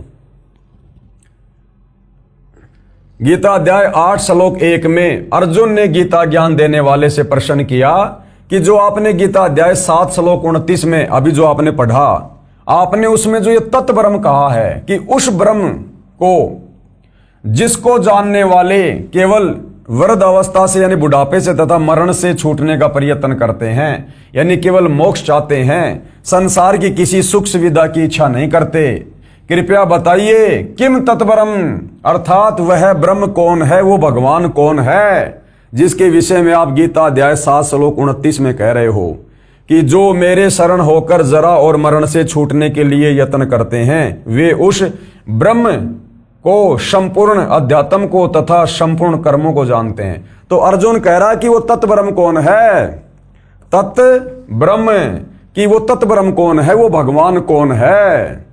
अध्याय 8 श्लोक 1 में फिर अर्जुन ने पूछा, क्योंकि गीता अध्याय 7 श्लोक नंबर 29 में इतने श्लोक हैं, उसके बाद में गीता अध्याय 8 शुरू हो जाता है। तो गीता अध्याय 8 श्लोक 1 में अर्जुन ने कहा कि आपने अध्याय 7 श्लोक 29 में जिस भगवान के विषय में बताया है, जिस तत्ब्रह्म के विषय में जानकारी दी है, वो तत्ब्रह्म कौन है, वो भगवान कौन है। तो गीता अध्याय 8 श्लोक 1 में गीता ज्ञान दाता क्या कह रहा है कि वो तत्ब्रह्म कौन है, मेरे से अन्य परमात्मा कौन है। प्रमाण के लिए पेश है गीता अध्याय 8 श्लोक 1 तथा 3 की फोटोकॉपी। गीता अध्याय 8 श्लोक 1 की फोटोकॉपी, ये श्लोक आप जियों के सामने है। किम तत्ब्रह्म, अर्जुन कह रहा है कि वो कौन भगवान है। किम अध्यात्म, किम करम पुरुषोत्तम, अधिभूतम च किम प्रोक्तम, अधिदैवम किम उच्यते। क्या कहा है, हे पुरुषोत्तम। अर्जुन गीता ज्ञान देने वाले को पुरुषोत्तम कह रहा है, क्योंकि बेचारे अर्जुन को भी तत्व ज्ञान नहीं, वो भी श्री कृष्ण जी से ऊपर, विष्णु से ऊपर किसी को भगवान नहीं मानता। तो कह रहा है कि हे पुरुषोत्तम, वह ब्रह्म क्या है। अगर गीता ज्ञान देने वाला ही पुरुषोत्तम होता, पुरुषोत्तम का मतलब होता है सर्वश्रेष्ठ परमात्मा, तो भला फिर अपने से अन्य किसी और भगवान की जानकारी क्यों दे रहा है, अपने से अन्य किसी और परमात्मा की शरण में जाने की सलाह अर्जुन को क्यों दे रहा है, अगर ये खुद ही गीता ज्ञान देने वाला पुरुषोत्तम होता तो ये तो अर्जुन कह रहा है। अब अर्जुन जो मर्जी कह सकता है। तो अर्जुन कह रहा कि हे पुरुषोत्तम, यानी हे गीता का ज्ञान देने वाले भगवान, वह ब्रह्म यानी भगवान क्या है, अध्यात्म क्या है, कर्म क्या है, अधिभूत नाम से क्या कहा गया है और अधिदैव किसको कहते हैं। तो कह रहा कि वो ब्रह्म कौन है, वो भगवान कौन है जिसके विषय में आप कह रहे हो। तो इसका जवाब गीता ज्ञानदाता ने गीता अध्याय 8 श्लोक नंबर 3 में दिया है। और क्या कहा है, वो कौन है, अक्षरम ब्रह्म परमम, परम अक्षर ब्रह्म है वो। स्वभाव अध्यात्म उच्चते, भूत भावोद्कर विसर्ग कर्म सज्ञिते। इस प्रकार अर्जुन के प्रश्न करने पर श्री भगवान बोले, अर्जुन कौन है वो, परम अक्षर ब्रह्म है, जिसकी शरण में जाने के लिए मैं तुझे सलाह दे रहा हूं अर्जुन। वो कौन है, वो परम अक्षर ब्रह्म है, वो कबीर देव है, सारी सृष्टि का मालिक है। परम अक्षर ब्रह्म है, अपना स्वरूप अर्थात जीवात्मा अर्थात नाम से कहा जाता है, तथा भूतों के भाव को उत्पन्न करने वाला जो त्याग है वह कर्म नाम से कहा गया है। तो गीता ज्ञानदाता अपने से अन्य उस परम अक्षर ब्रह्म की शरण में जाने को कह रहा है। इसलिए गीता अध्याय 18 श्लोक 66 में जो वर्ज का जो अर्थ बनता है वो होता है जाना। जब इतने सारे श्लोकों में अपने से अन्य किसी और भगवान की शरण में जाने को कह रहा है, तो अध्याय 18 श्लोक 66 में अपनी शरण में आने को क्यों कहेगा, ये तो कॉमन सेंस की बात है। लेकिन हमारे नादान धर्म गुरु तत्व ज्ञान के अभाव में श्री कृष्ण अर्थात विष्णु से ऊपर किसी और को परमात्मा नहीं मानते थे। अन्य प्रमाण गीता ज्ञान दाता से अन्य परमेश्वर का, इसी गीता अध्याय 8 के श्लोक 5 तथा 7 में तो गीता ज्ञान दाता ने अपनी पूजा करने को कहा है। ध्यान देना, गीता अध्याय 8 श्लोक 5 और 7 में तो गीता ज्ञान देने वाले श्री कृष्ण और विष्णु ने यानी ब्रह्म ने अपनी भक्ति पूजा साधना करने के लिए कहा है। गीता अध्याय 8 के श्लोक 5 तथा 7 में गीता ज्ञान दाता ने अपनी पूजा करने को कहा है कि हे अर्जुन, यदि तू मेरी भक्ति करेगा तो निसंदेह मेरे को ही प्राप्त होगा। बिल्कुल सही बात है। इसलिए युद्ध भी कर और मेरा सुमरण भी कर, मुझे ही प्राप्त होगा।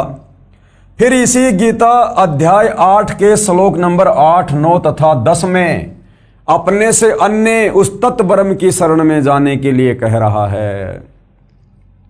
अध्याय 8 के श्लोक नंबर 8, 9 तथा 10 में अपने से अन्य तत्व ब्रह्म यानी परम अक्षर ब्रह्म, परम दिव्य पुरुष यानी परमेश्वर के विषय में बताया है और कहा है कि जो साधक यानी जो भगत उस परमेश्वर अर्थात परम अक्षर ब्रह्म की भक्ति करता है तो उसी को प्राप्त होता है।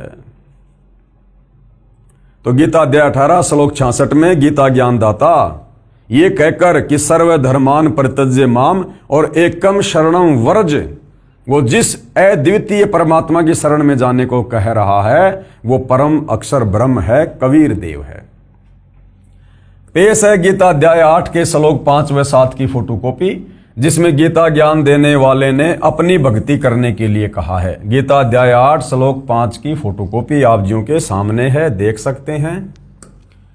ये लिखा हुआ है, अंत काले च माम एवं शरणम मुक्त्वा कलेवरम ये प्रियाति स मध्यावम याति न अस्ति अत्र संशय।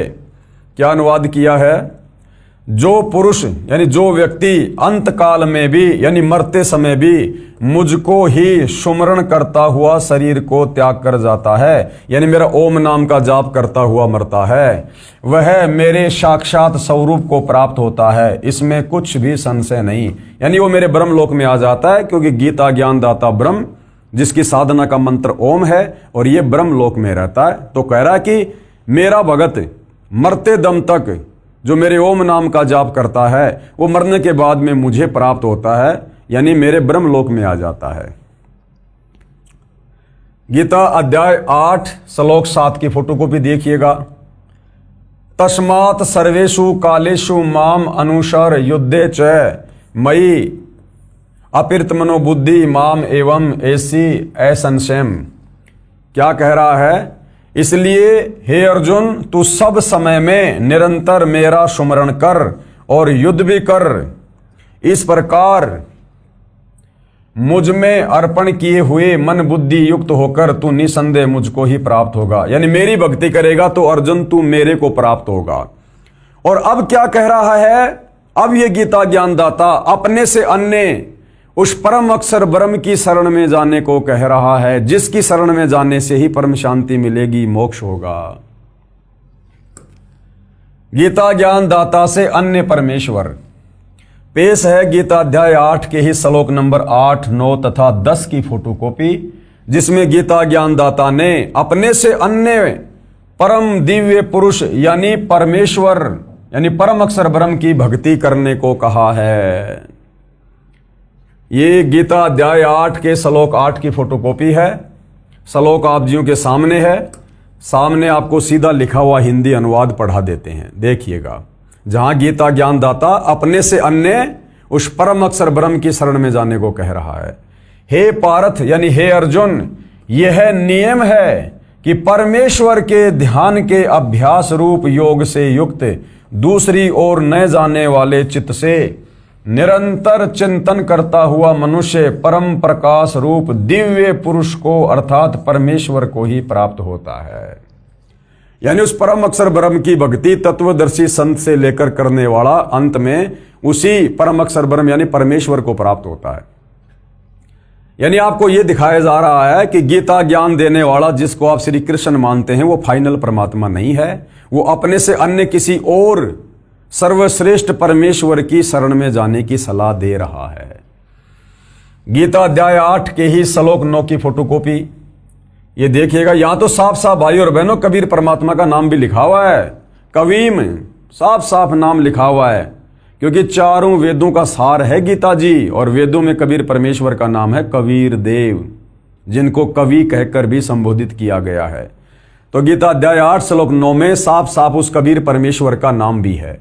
कवीम पुराणम अनुशासितारम अणो अणियांसम अनुशमेरेत ये सर्वस्य धातारम अचिंत्य रूपम आदित्य वर्णम तमस प्रस्तात। क्या लिखा है? जो पुरुष यानी जो परमात्मा सर्वज्ञ यानी सब कुछ जानने वाला। ये जो कवीम शब्द है, कोई ये ना सोचे कि ये तो किसी कवि के लिए लिखा हुआ है। ये गीता कोई मनोरंजन की पुस्तक नहीं है, कोई चुटकुले की पुस्तक नहीं है, ये कोई कवि सम्मेलन की पुस्तक नहीं है। और यहां पर जो कवि है इसका अर्थ कर दिया सर्वज्ञ। ये देखिएगा, ये लिखा हुआ है यहां पर कवीम, और यहां अर्थ कर दिया सर्वज्ञ, जबकि कवि का अर्थ सर्वज्ञ नहीं होता। कोई भी कवि सर्वज्ञ नहीं हो सकता। सर्वज्ञ यानी पूरी सृष्टि के विषय में जानने वाला। तो कवि का अर्थ यहां पर कबीर है, कबीर देव, क्योंकि कबीर परमात्मा ही वास्तव में कवि थे। वो श्लोकों के माध्यम से, चौपाइयों के माध्यम से, शब्दों के माध्यम से, बोल बोल कर, कविताओं के माध्यम से अपना ज्ञान प्रचार किया करते थे। जो पुरुष यानी परमात्मा सर्वज्ञ, यहां होना चाहिए था जो पुरुष यानी परमात्मा कबीर देव, अनादि, सबके नियंता, सूक्ष्म से भी अति सूक्ष्म, सबके धारण पोषण करने वाले, अचिंत्य रूपम, सूर्य के समान सदृश्य यानी साकार दिखाई देने वाला, नित्य चेतन प्रकाश रूप यानी उनके एक रोमकूप में करोड़ चंद्रमा करोड़ सूरज मिला दो इससे भी ज्यादा रोशनी है, और अविद्या यानी अज्ञान से अति परे, शुद्ध यानी निर्विकार, सच्चिदानंद घन ब्रह्म यानी परमात्मा परमेश्वर का सुमरण करता है। तो साफ साफ यहां पर कबीर परमेश्वर जी की ओर खुलकर गीता जी में संकेत किया गया है, लेकिन हमारे नादान धर्म गुरु तत्व ज्ञान के अभाव में समझ नहीं पाए और ना समाज को शास्त्र अनुकूल साधना दे पाए। उसके बाद देखिए गीता अध्याय 8 के श्लोक नंबर 10 की फोटोकॉपी। ये श्लोक आप जियों के सामने है। प्रियाण काले मनसा अचलेन भक्त्या युक्त योग बलेन च एवं भ्रुवो मध्य प्राणम आवेश्य सम्यक सतम परम पुरुष उपेति दिव्यम। क्या अनुवाद किया है? वह भक्ति युक्त पुरुष अंत काल में भी योग बल से यानी भक्ति की शक्ति से भ्रुकुटी के मध्य में प्राणों को अच्छी प्रकार स्थापित करके फिर निश्चल मन से सुमरण करता हुआ उस दिव्य रूप परम पुरुष परमात्मा को ही प्राप्त होता है।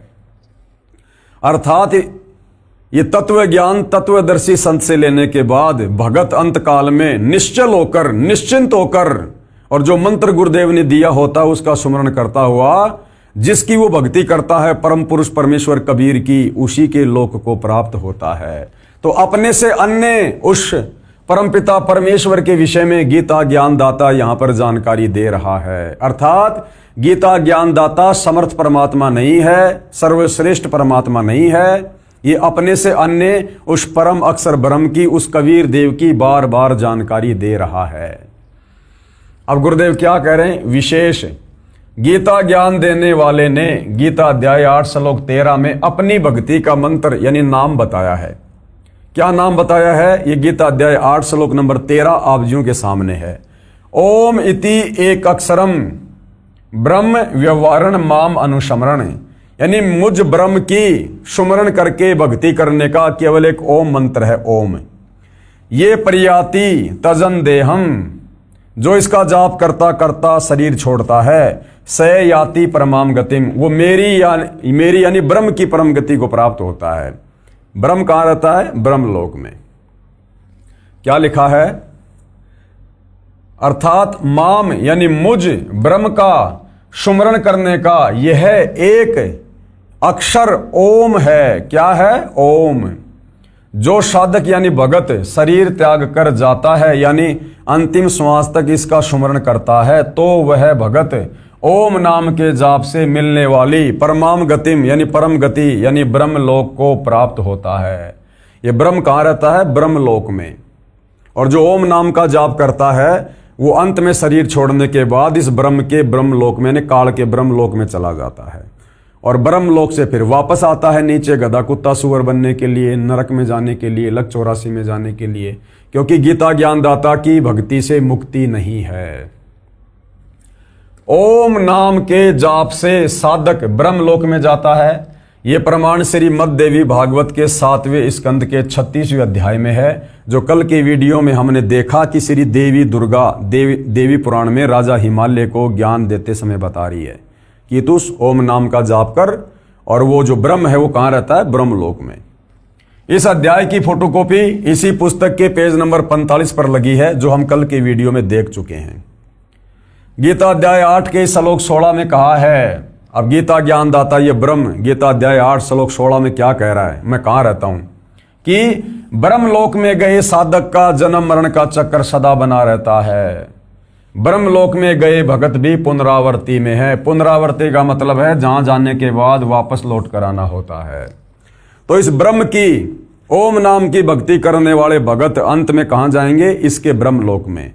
और गीता अध्याय 8 श्लोक 16 में क्या कह रहा है कि ब्रह्मलोक पर्यंत सर्वलोक पुनरावर्ती में है, यानी ब्रह्मलोक में गया हुआ साधक भी वापस अपना कर्म भोग के नीचे आएगा, गधा कुत्ता बनेगा, जन्म मरण में रहेगा, नरक में जाएगा। ये देखिएगा श्लोक आप जियों के सामने है, क्योंकि मामला जनता की अदालत में है और दोनों पक्ष के वकील बिल्कुल कमर कस के खड़े हैं, और वही कोर्ट में तो बातें होती हैं सबूतों के आधार पर, प्रमाणों के आधार पर। तो सतगुरु रामपाल जी ने तो सबके दांत खट्टे कर दिए श्री कृष्ण जी के वकीलों के, गीता जी में प्रमाण पे प्रमाण दिखाकर। तो ये देखिए पेश है गीता अध्याय 8 श्लोक 16 की फोटोकॉपी। ये श्लोक आप जियों के सामने है, देख सकते हैं।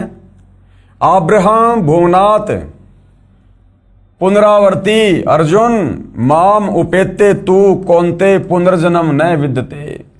देखिए क्या लिखा है, हे अर्जुन ब्रह्मलोक पर्यंत सब लोक पुनरावर्ती में है, यानी ब्रह्मलोक में गया हुआ साधक भी वापस जन्म और मरण में है। पुनरावर्ती का मतलब आवागमन। आगे इन्होंने गलत अनुवाद कर दिया तत्व ज्ञान के अभाव में, क्योंकि ये श्री कृष्ण जी से ऊपर किसी को परमात्मा नहीं मानते थे, हमारे हिंदू धर्म गुरु। इसलिए फिर इन्होंने यहां पर गलत अनुवाद कर दिया और क्या कह रहे हैं, परंतु हे कुंती पुत्र मुझको प्राप्त होकर पुनर्जन्म नहीं होता। अरे यहां तो साफ साफ कह रहा कि हे अर्जुन ब्रह्मलोक पर्यंत सब लोग पुनरावर्ती में है, यानी मेरे को प्राप्त करके, मेरे को प्राप्त करने का मतलब है मेरा ब्रह्मलोक है, और ब्रह्मलोक में गया हुआ व्यक्ति भी पुनरावर्ती यानी आवागमन में है, जन्म मरण में है। फिर नीचे ये बात क्यों कहेगा, परंतु हे कुंती पुत्र मुझको प्राप्त होकर पुनर्जन्म नहीं होता। यहां पर यह गलत अनुवाद कर दिया। अब इसका यथार्थ अनुवाद सतगुरु रामपाल जी ने किया है।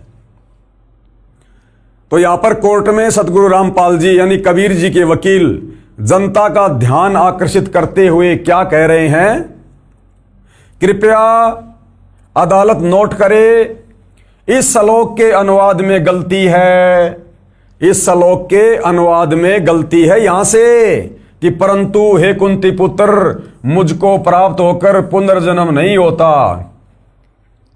जबकि ये गीता ज्ञानदाता आपने पहले देखा, गीता अध्याय 2 श्लोक 12, गीता अध्याय 10 श्लोक 2, गीता अध्याय 4 श्लोक 5 और 9 में खुद कह रहा कि अर्जुन तेरे और मेरे जन्म और मरण होते हैं, तू नहीं जानता मैं जानता हूं।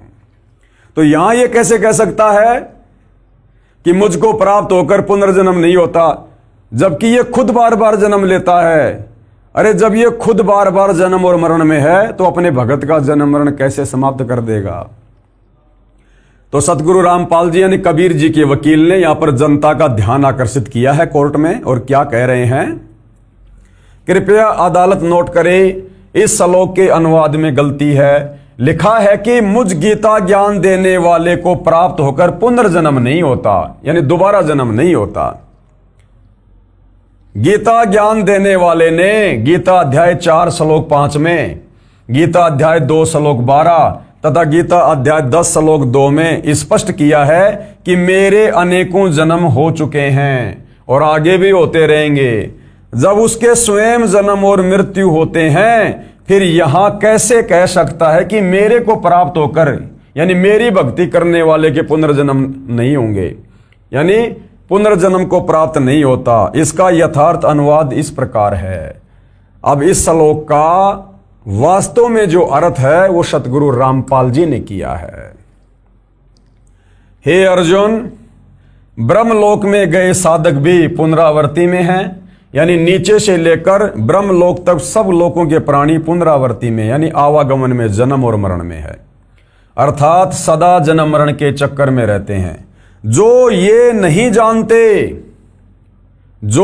जानते कि ब्रह्मलोक पर्यंत सभी भगत पुनरावृत्ति में हैं, जन्म और मरण में हैं, जो ये नहीं जानते वे मेरी भक्ति करके मुझे प्राप्त होकर ब्रह्मलोक में जाकर भी जन्मते मरते रहते हैं, यानी उस साधक का पुनर्जन्म होता है। गीता ज्ञानदाता कहता है कि जो मेरे विषय में पूरी तरह से तत्व ज्ञान से नहीं जानते हैं कि मैं भी जन्मता और मरता हूं और मेरे ब्रह्मलोक में गया हुआ भगत भी पुनरावृत्ति में है, जन्म मरण में है, जो ये नहीं जानते हैं वो मेरी भक्ति करते हैं और वो मेरी भक्ति करके बार बार जन्म और मरण में रहते हैं। गीता ज्ञान देने वाले ने अपने से अन्य परम अक्षर ब्रह्म यानी परमेश्वर की भक्ति करने का मंत्र गीता अध्याय 17 श्लोक 23 में बताया है। यानी गीता ज्ञान देने वाले ने खुद की भक्ति का मंत्र तो अध्याय 8 श्लोक नंबर 13 में बता दिया, ओम, और अपने से अन्य वो जिस परम अक्षर ब्रह्म की बात कर रहा है बार बार, उसकी भक्ति का मंत्र बताया है अध्याय 17 श्लोक 23 में। अगर गीता ज्ञान दाता से अन्य कोई भगवान है ही नहीं तो फिर अध्याय 17 श्लोक 23 में उसका मंत्र क्यों लिख रहा है? फिर ये किसका मंत्र है भाई? तो भाई और बहनों कहते हैं, चोर चुरावे तूमड़ी गाडे पानी मां, वो गाडे व ऊपर आवे सच्चाई छानी ना। तो सच्चाई तो भाई समय आने पर परमेश्वर के विधान अनुसार सामने आती है। तो गीता ज्ञान देने वाले ने अपने से अन्य परम अक्षर ब्रह्म यानी परमेश्वर की भक्ति करने का मंत्र गीता अध्याय 17 श्लोक 23 में बताया है, जो सांकेतिक है। क्या है? ओम तत् सत। तो ओम तो सीधा इस काल का, इस ब्रह्म का है। तत् और सत ये सांकेतिक है, कोड वर्ड में है, तत्वदर्शी संत बताएगा। कहा है कि सच्चिदानंद घन ब्रह्म यानी पूर्ण ब्रह्म परमेश्वर परम अक्षर ब्रह्म की भक्ति का ओम तत् सत यह 3 नाम का सुमरण बताया है, जिसकी सुमरण की विधि भी 3 प्रकार से है। ये तीनों नाम सांकेतिक हैं। ये ओम ये तो सीधा सीधा इस काल ब्रह्म का है, ये भी सांकेतिक है जो इस प्रकार से घुमा के लिखा हुआ है। इसका स्पष्ट नाम ओम इस प्रकार से है, गीता में तो ये लिखा है यानी सांकेतिक है, वास्तव में ये है ओम। इसी प्रकार ये जो तत् है तथा सत भी सांकेतिक है। इनके स्पष्ट नाम अन्य हैं जो केवल सतगुरु रामपाल जी के पास हैं और किसी के पास नहीं है संसार में, जो दास के पास यानी सतगुरु रामपाल जी के पास हैं। वर्तमान में दास यानी सतगुरु रामपाल जी के अतिरिक्त विश्व में किसी गुरु ऋषि संत देवता आदि को इन यथार्थ मंत्रों का ज्ञान नहीं है, खुद गीता ज्ञान दाता को नहीं है। मेरे कुछ भक्तों को दास ने तीनों नाम स्पष्ट कर रखे हैं, वे उनका जाप करते हैं। यानी सतगुरु रामपाल जी ने अपने कुछ भक्तों को ये गीता अध्याय 17 श्लोक 23 वाला जो मंत्र है वो खोल के बताया हुआ है, तो उनके भगत इसका जाप जो है वो करते हैं। अब ये है पेश है गीता अध्याय 17 श्लोक 23 की फोटोकॉपी, जो यहां पर लिखा हुआ है उस परम अक्षर ब्रह्म का मंत्र ओम तत् सत। ये है वो 3 मंत्र ओम तत् सत इति निर्देश ब्रह्मणे त्रिविध समर्थ ब्राह्मणा तेन वेदा च यज्ञा च विहिता पुरा। क्या अनुवाद किया है आपकी आंखों के सामने है। ओम तत् सत, ये देखिए ओम तत् सत। ऐसे यह 3 प्रकार का सच्चिदानंद घन ब्रह्म का, सच्चिदानंद घन ब्रह्म यानी सत्य चित्त आनंद परमात्मा सर्वश्रेष्ठ परमात्मा यानी ब्रह्म का, भगवान का नाम कहा है। गीता ज्ञानदाता अपने से अन्य उस सच्चिदानंद घन परमात्मा की भक्ति का मंत्र बता रहा है, जो कि कोड वर्ड में है, संकेत में है, उसको भी पूरा नहीं पता।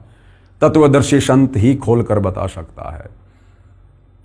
तो जनता की अदालत में सतगुरु रामपाल जी ने बार बार गीता जी को दिखाकर यह प्रमाणित कर दिया कि गीता ज्ञानदाता सुप्रीम गॉड नहीं है, श्री कृष्ण अर्थात विष्णु कंप्लीट गॉड नहीं है, क्योंकि गीता का ज्ञान देते समय श्री कृष्ण उर्फ विष्णु अर्थात ये ब्रह्म, ये बार बार अपने से अन्य किसी और परमात्मा के होने के विषय में बता रहा है और बाकायदा उसकी भक्ति का मंत्र भी बता रहा है संकेत में कि भैया मुझे केवल इतना ही पता है, बाकी खुलकर तो तत्वदर्शी संत ही बताएगा।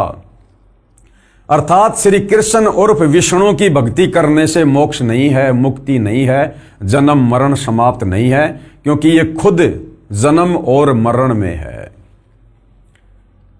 ओम तत्सत यह है 3 प्रकार का सच्चिदानंद घन ब्रह्म का नाम कहा है। उसी से सृष्टि के आदि काल में यानी सृष्टि की शुरुआत में, यानी इस काल की सृष्टि की शुरुआत में, यानी सतयुग की शुरुआत में जो ब्राह्मण यानी जो विद्वान लोग होते थे वो इन्हीं 3 मंत्रों का जाप किया करते थे। उसी से सृष्टि के आदि काल में ब्राह्मण और वेद तथा यज्ञादि रचे गए। गीता ज्ञानदाता ने यानी हिंदुओं के अनुसार श्री कृष्ण उर्फ विष्णु ने गीता अध्याय 4 श्लोक 34 में कहा है कि मैं उस तत्व ब्रह्म यानी परम अक्षर ब्रह्म यानी परमेश्वर के विषय में संपूर्ण ज्ञान नहीं जानता। अपने आधे अधूरे ज्ञान को गीता ज्ञानदाता ने क्लियर कर दिया कि अर्जुन, मैं उस परम अक्षर ब्रह्म के विषय में कंप्लीट जानकारी नहीं रखता, मेरी नॉलेज वहां तक नहीं है। भाई कौन बताएगा? तत्वदर्शी संत बताएगा, उससे जाकर पूछ।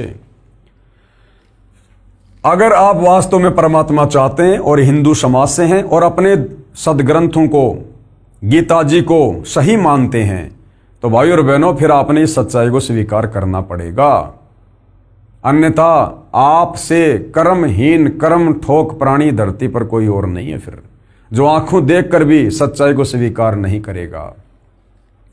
गीता जी का ज्ञान देने वाला भगवान हिंदुओं के अनुसार श्री कृष्ण और विष्णु हाथ खड़े कर रहा है कि भैया मुझे भी इस कंप्लीट सृष्टि रचना का नहीं पता, ये दुनिया किसने बनाई किसने रची। हां, अगर तेरे को उसके बारे में जानकारी चाहिए और यदि तू उसको प्राप्त करना चाहता है तो किसी तत्वदर्शी संत की खोज कर उसकी शरण में जा। क्या कह रहा है? गीता ज्ञानदाता ने गीता अध्याय 4 श्लोक 34 में कहा है कि मैं उस तत्व ब्रह्म यानी परम अक्षर ब्रह्म यानी परमेश्वर कौन? कबीर देव के विषय में संपूर्ण ज्ञान नहीं जानता, यानी मैं उस परमात्मा के बारे में नहीं जानता। तो कौन जानता है? किसी तत्वदर्शी संतों के पास जाकर उस ज्ञान को समझ।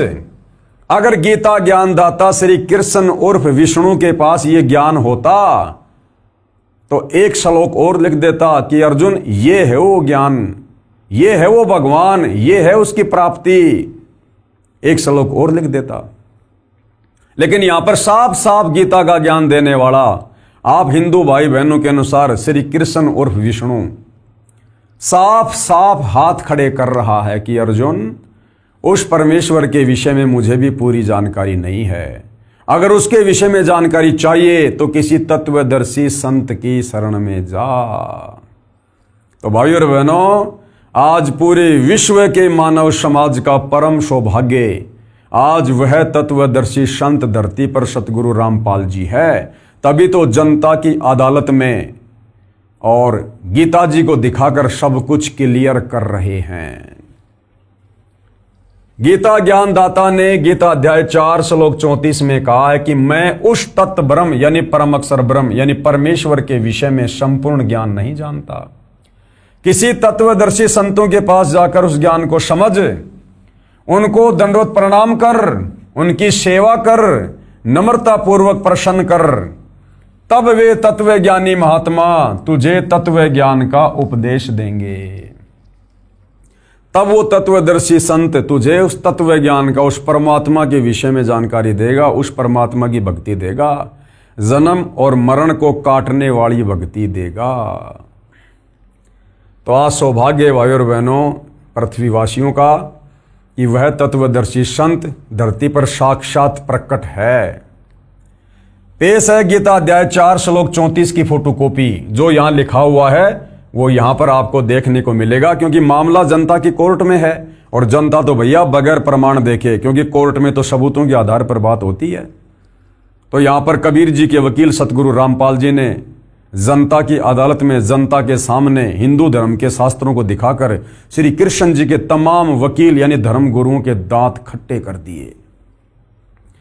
देखिए क्या लिखा है, तत्व विधि प्राणिपातेन परिप्रश्नेन सेवैया उपदेक्षन्तेनि ये ज्ञानम ज्ञानिन तत्वदर्शिन।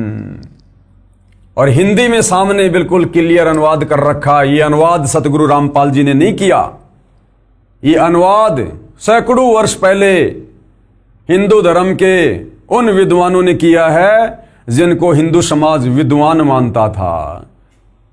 क्या कह रहे हैं गीता ज्ञानदाता, उस ज्ञान को, कौन से ज्ञान को, परमात्मा के विषय में, उस ज्ञान को तू तत्वदर्शी ज्ञानियों के पास जाकर समझ।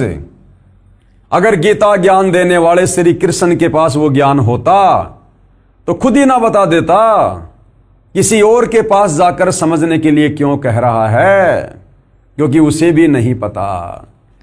उस ज्ञान को तू तत्वदर्शी ज्ञानियों के पास जाकर समझ। ध्यान से देख लो भाई और बहनों, बड़ा करके दिखाता हूं, कहीं आपको लगे भाई ऐसे दिखा रहे होंगे। ये देखिए, उस ज्ञान को तू तत्वदर्शी ज्ञानियों के पास जाकर समझ, उनको भली भांति दंडवत प्रणाम करने से और उनकी सेवा करने से और कपट छोड़कर सरलता पूर्वक प्रश्न करने से वे परमात्म तत्व को भली भांति जानने वाले यानी पूर्ण परमात्मा के विषय में जानने वाले ज्ञानी महात्मा यानी तत्वदर्शी संत तुझे उस तत्व ज्ञान का उपदेश करेंगे। यानी वो तत्वदर्शी संत तुझे बताएगा कि वास्तव में परमात्मा कौन है, कैसा है, कहाँ रहता है और कैसे मिलता है।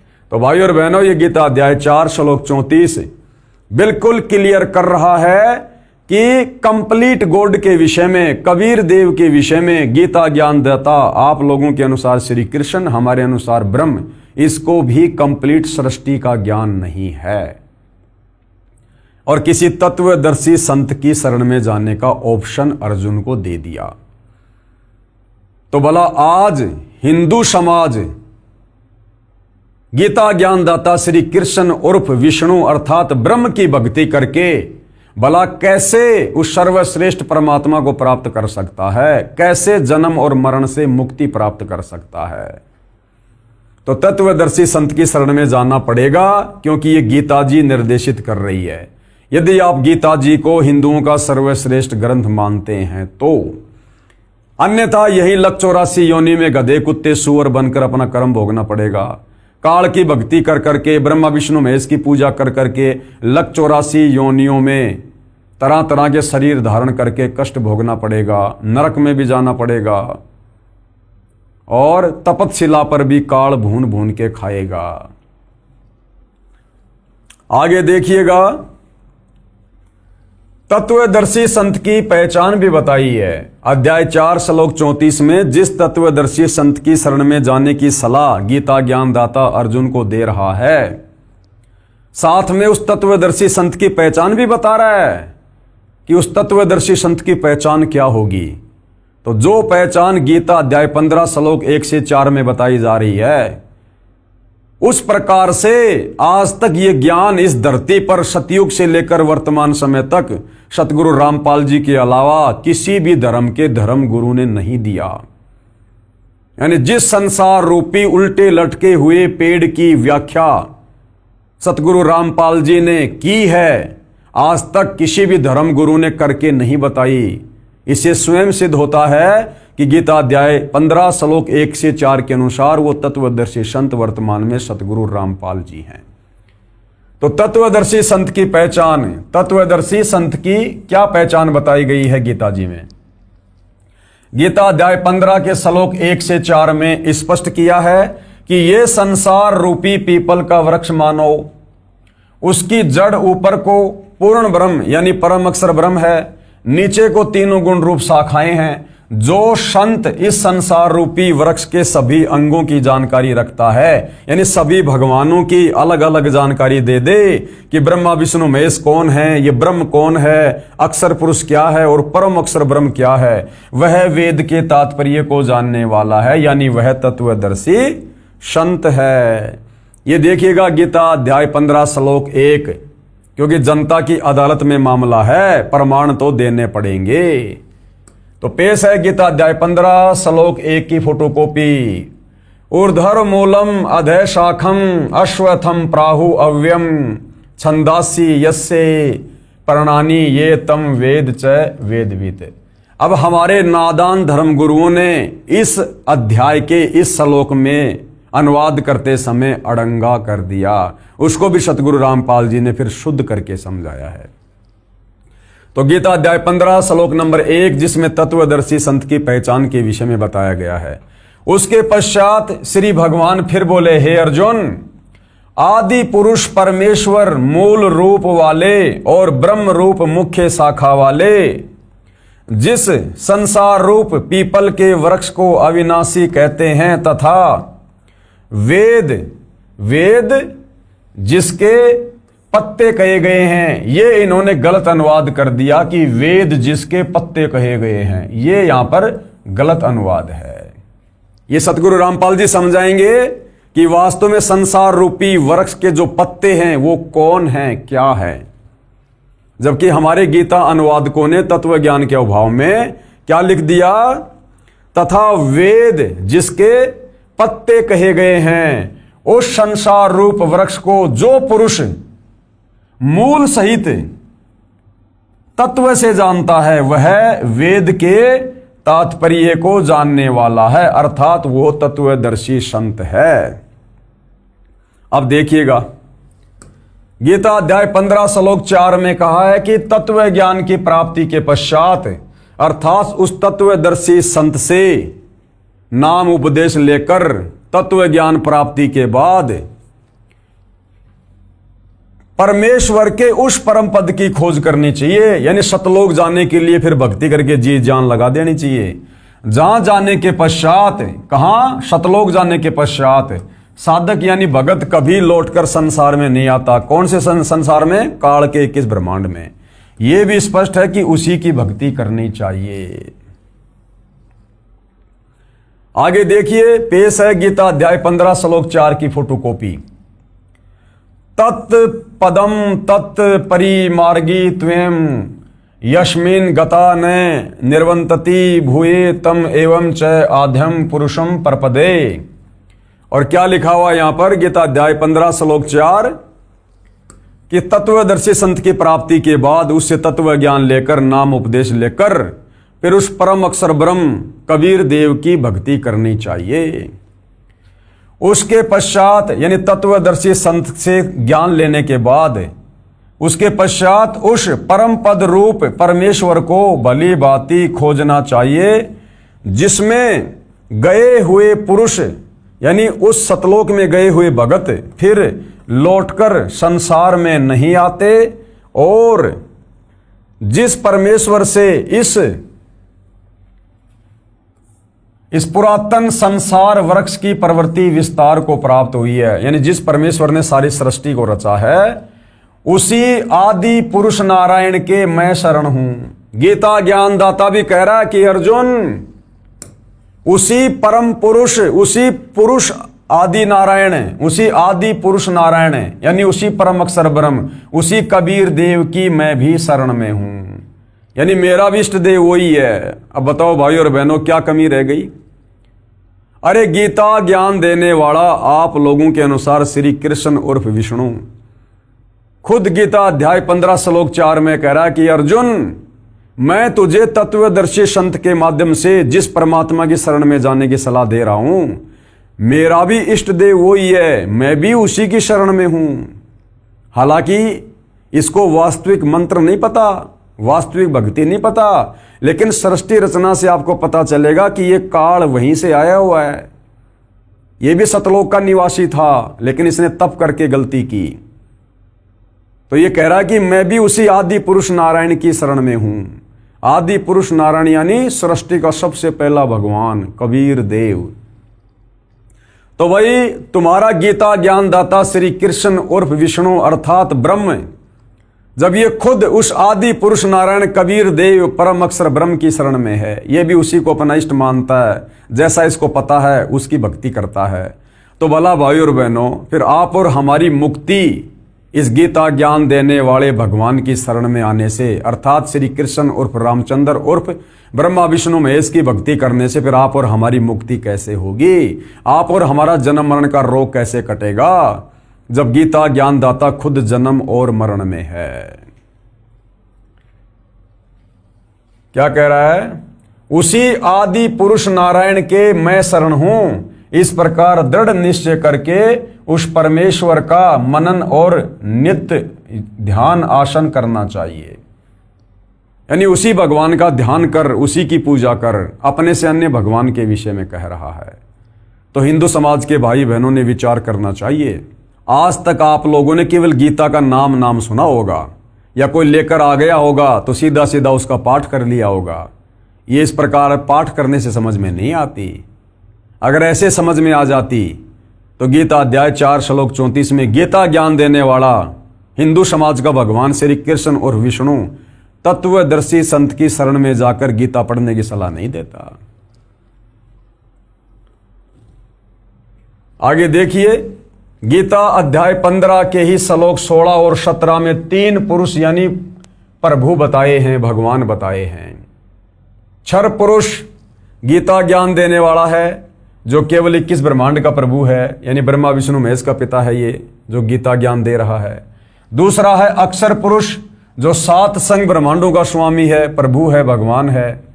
तथा तीसरा है परम अक्षर ब्रह्म, यानी परमेश्वर सबका मालिक है, जो उपरोक्त क्षर पुरुष तथा अक्षर पुरुष से अन्य है। वह वास्तव में अविनाशी है, वही पुरुषोत्तम है, वही परमात्मा कहा जाता है। यानी पवित्र गीता जी में भक्ति और भगवान को समझने के लिए बिल्कुल निर्णायक ज्ञान दिया हुआ है, लेकिन हमारे नादान धर्म गुरु तत्व ज्ञान के अभाव में इस ज्ञान को समझ नहीं पाए और इसका अड़ंगा करके भगत समाज में पेश कर दिया और हमें भक्ति और भगवान से सदियों से दूर रखा। पेश है गीता अध्याय 15 श्लोक 16-17 की फोटोकॉपी, देखिएगा।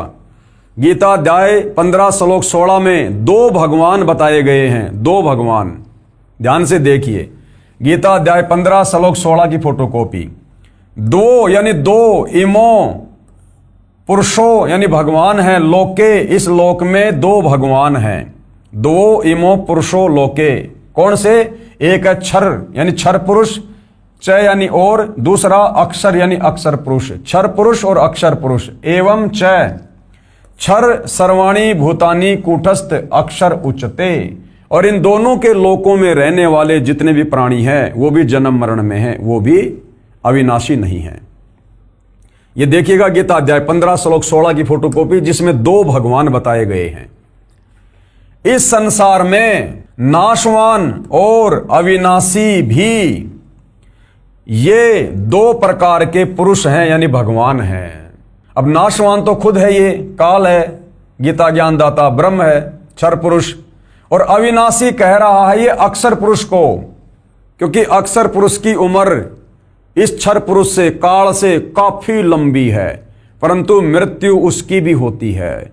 गुरुदेव ने बताया जिस प्रकार एक चीनी मिट्टी का कोई बर्तन होता है, वो अगर हाथ से छूट गया तो वो तुरंत टूट जाएगा, और दूसरा कोई एक लोहे का बर्तन है, कोई स्टील का बर्तन है, वो हाथ से छूट जाएगा तो नहीं टूटेगा, लेकिन लोहे को भी जंग लगेगी, समय चाहे ज्यादा लगता है। यानी लोहा जो होता है वो भी नाशवान है, उसको भी जंग लगती है और नष्ट होता है। इसलिए अक्षर पुरुष को उसकी ज्यादा लंबी उम्र होने के चलते यहां पर अविनाशी यानी अक्षर कहा है, जबकि दोनों ही अविनाशी हैं। इस संसार में नाशवान और अविनाशी भी ये 2 प्रकार के पुरुष यानी भगवान हैं, और संपूर्ण भूत प्राणियों के शरीर यानी इन लोकों में रहने वाले जितने भी प्राणी हैं उनके शरीर भी नाशवान हैं, और जीवात्मा अविनाशी का है। जीवात्मा तो किसी की भी नहीं मरती, ठीक है। तो गीता अध्याय 15 श्लोक 16 में ये 2 भगवान आप जियों के सामने हैं। कौन है? एक तो ये काल है यानी क्षर पुरुष, ब्रह्मा विष्णु महेश का पिता। दूसरा ये अक्षर पुरुष है जो सात संग ब्रह्मांड का स्वामी है। तो ये दो भगवान हो गए गीता अध्याय 15 श्लोक नंबर 16 में। अब जस्ट आगे गीता अध्याय 15 श्लोक 17 में गीता ज्ञानदाता क्या कह रहा है कि वास्तव में जो पुरुषोत्तम है, उत्तम पुरुष, सर्वश्रेष्ठ परमात्मा, वो तो इन दोनों से अलग ही है। देखिएगा भाई और बहनों, अब देखिए गीता अध्याय 15 श्लोक 17 की फोटोकॉपी। उत्तम पुरुष तु अन्य और परमात्मा इति उदाहरते। उत्तम पुरुष तु अन्य यानी सर्वश्रेष्ठ परमात्मा तो उन दोनों से अन्य ही है। ये लोक तरम अवश्य विवर्ती अव ईश्वरे, जो तीनों लोकों में प्रवेश करके सबका धारण पोषण करता है, वो कौन है? परम अक्षर ब्रह्म कबीर देव। देखिएगा क्या लिखा है, उत्तम पुरुष तो अन्य ही है। उत्तम यानी सर्वश्रेष्ठ और पुरुष यानी परमात्मा भगवान। तो कह रहा है गीता अध्याय 15 श्लोक 16 में जो दो भगवान हैं, क्षर और अक्षर, उन दोनों से अन्य है। उत्तम पुरुष तो अन्य ही है जो तीनों लोकों में प्रवेश करके यानी काल के किस ब्रह्मांडों में? अक्षर पुरुष के सात्संग ब्रह्मांडों में और ऊपर के सतलोक आदि लोकों में प्रवेश करके सबका धारण पोषण करता है, सारी सृष्टि को चला रहा है। उत्तम पुरुष तो अन्य ही है जो तीनों लोकों में प्रवेश करके सबका धारण पोषण करता है, एवं अविनाशी परमेश्वर और परमात्मा इस प्रकार कहा गया है। उसी को वास्तव में अविनाशी परमात्मा कहा गया है। वो कभी नहीं मरता, उसको कोई नहीं मार सकता, क्योंकि गीता अध्याय 2 श्लोक 17 में खुद ये काल गीता का ज्ञान देने वाला कह रहा है कि अर्जुन अविनाशी तो उसको जान जिसको मारने में कोई समर्थ नहीं। यानी अर्जुन मैं भी अविनाशी नहीं हूं। खुद के विषय में तो गीता अध्याय 2 श्लोक 12, अध्याय 10 श्लोक 2, अध्याय 4 श्लोक 5 और 9 में कह दिया कि मेरे और तेरे बहुत जन्म हो चुके हैं, आगे भी होंगे, तू नहीं जानता मैं जानता हूं। फिर गीता अध्याय 2 श्लोक 17 में अपने से अन्य भगवान के विषय में कह रहा कि अर्जुन अविनाशी तो उसको जान जिसको मारने में कोई भी सक्षम नहीं, अर्थात कबीर परमात्मा।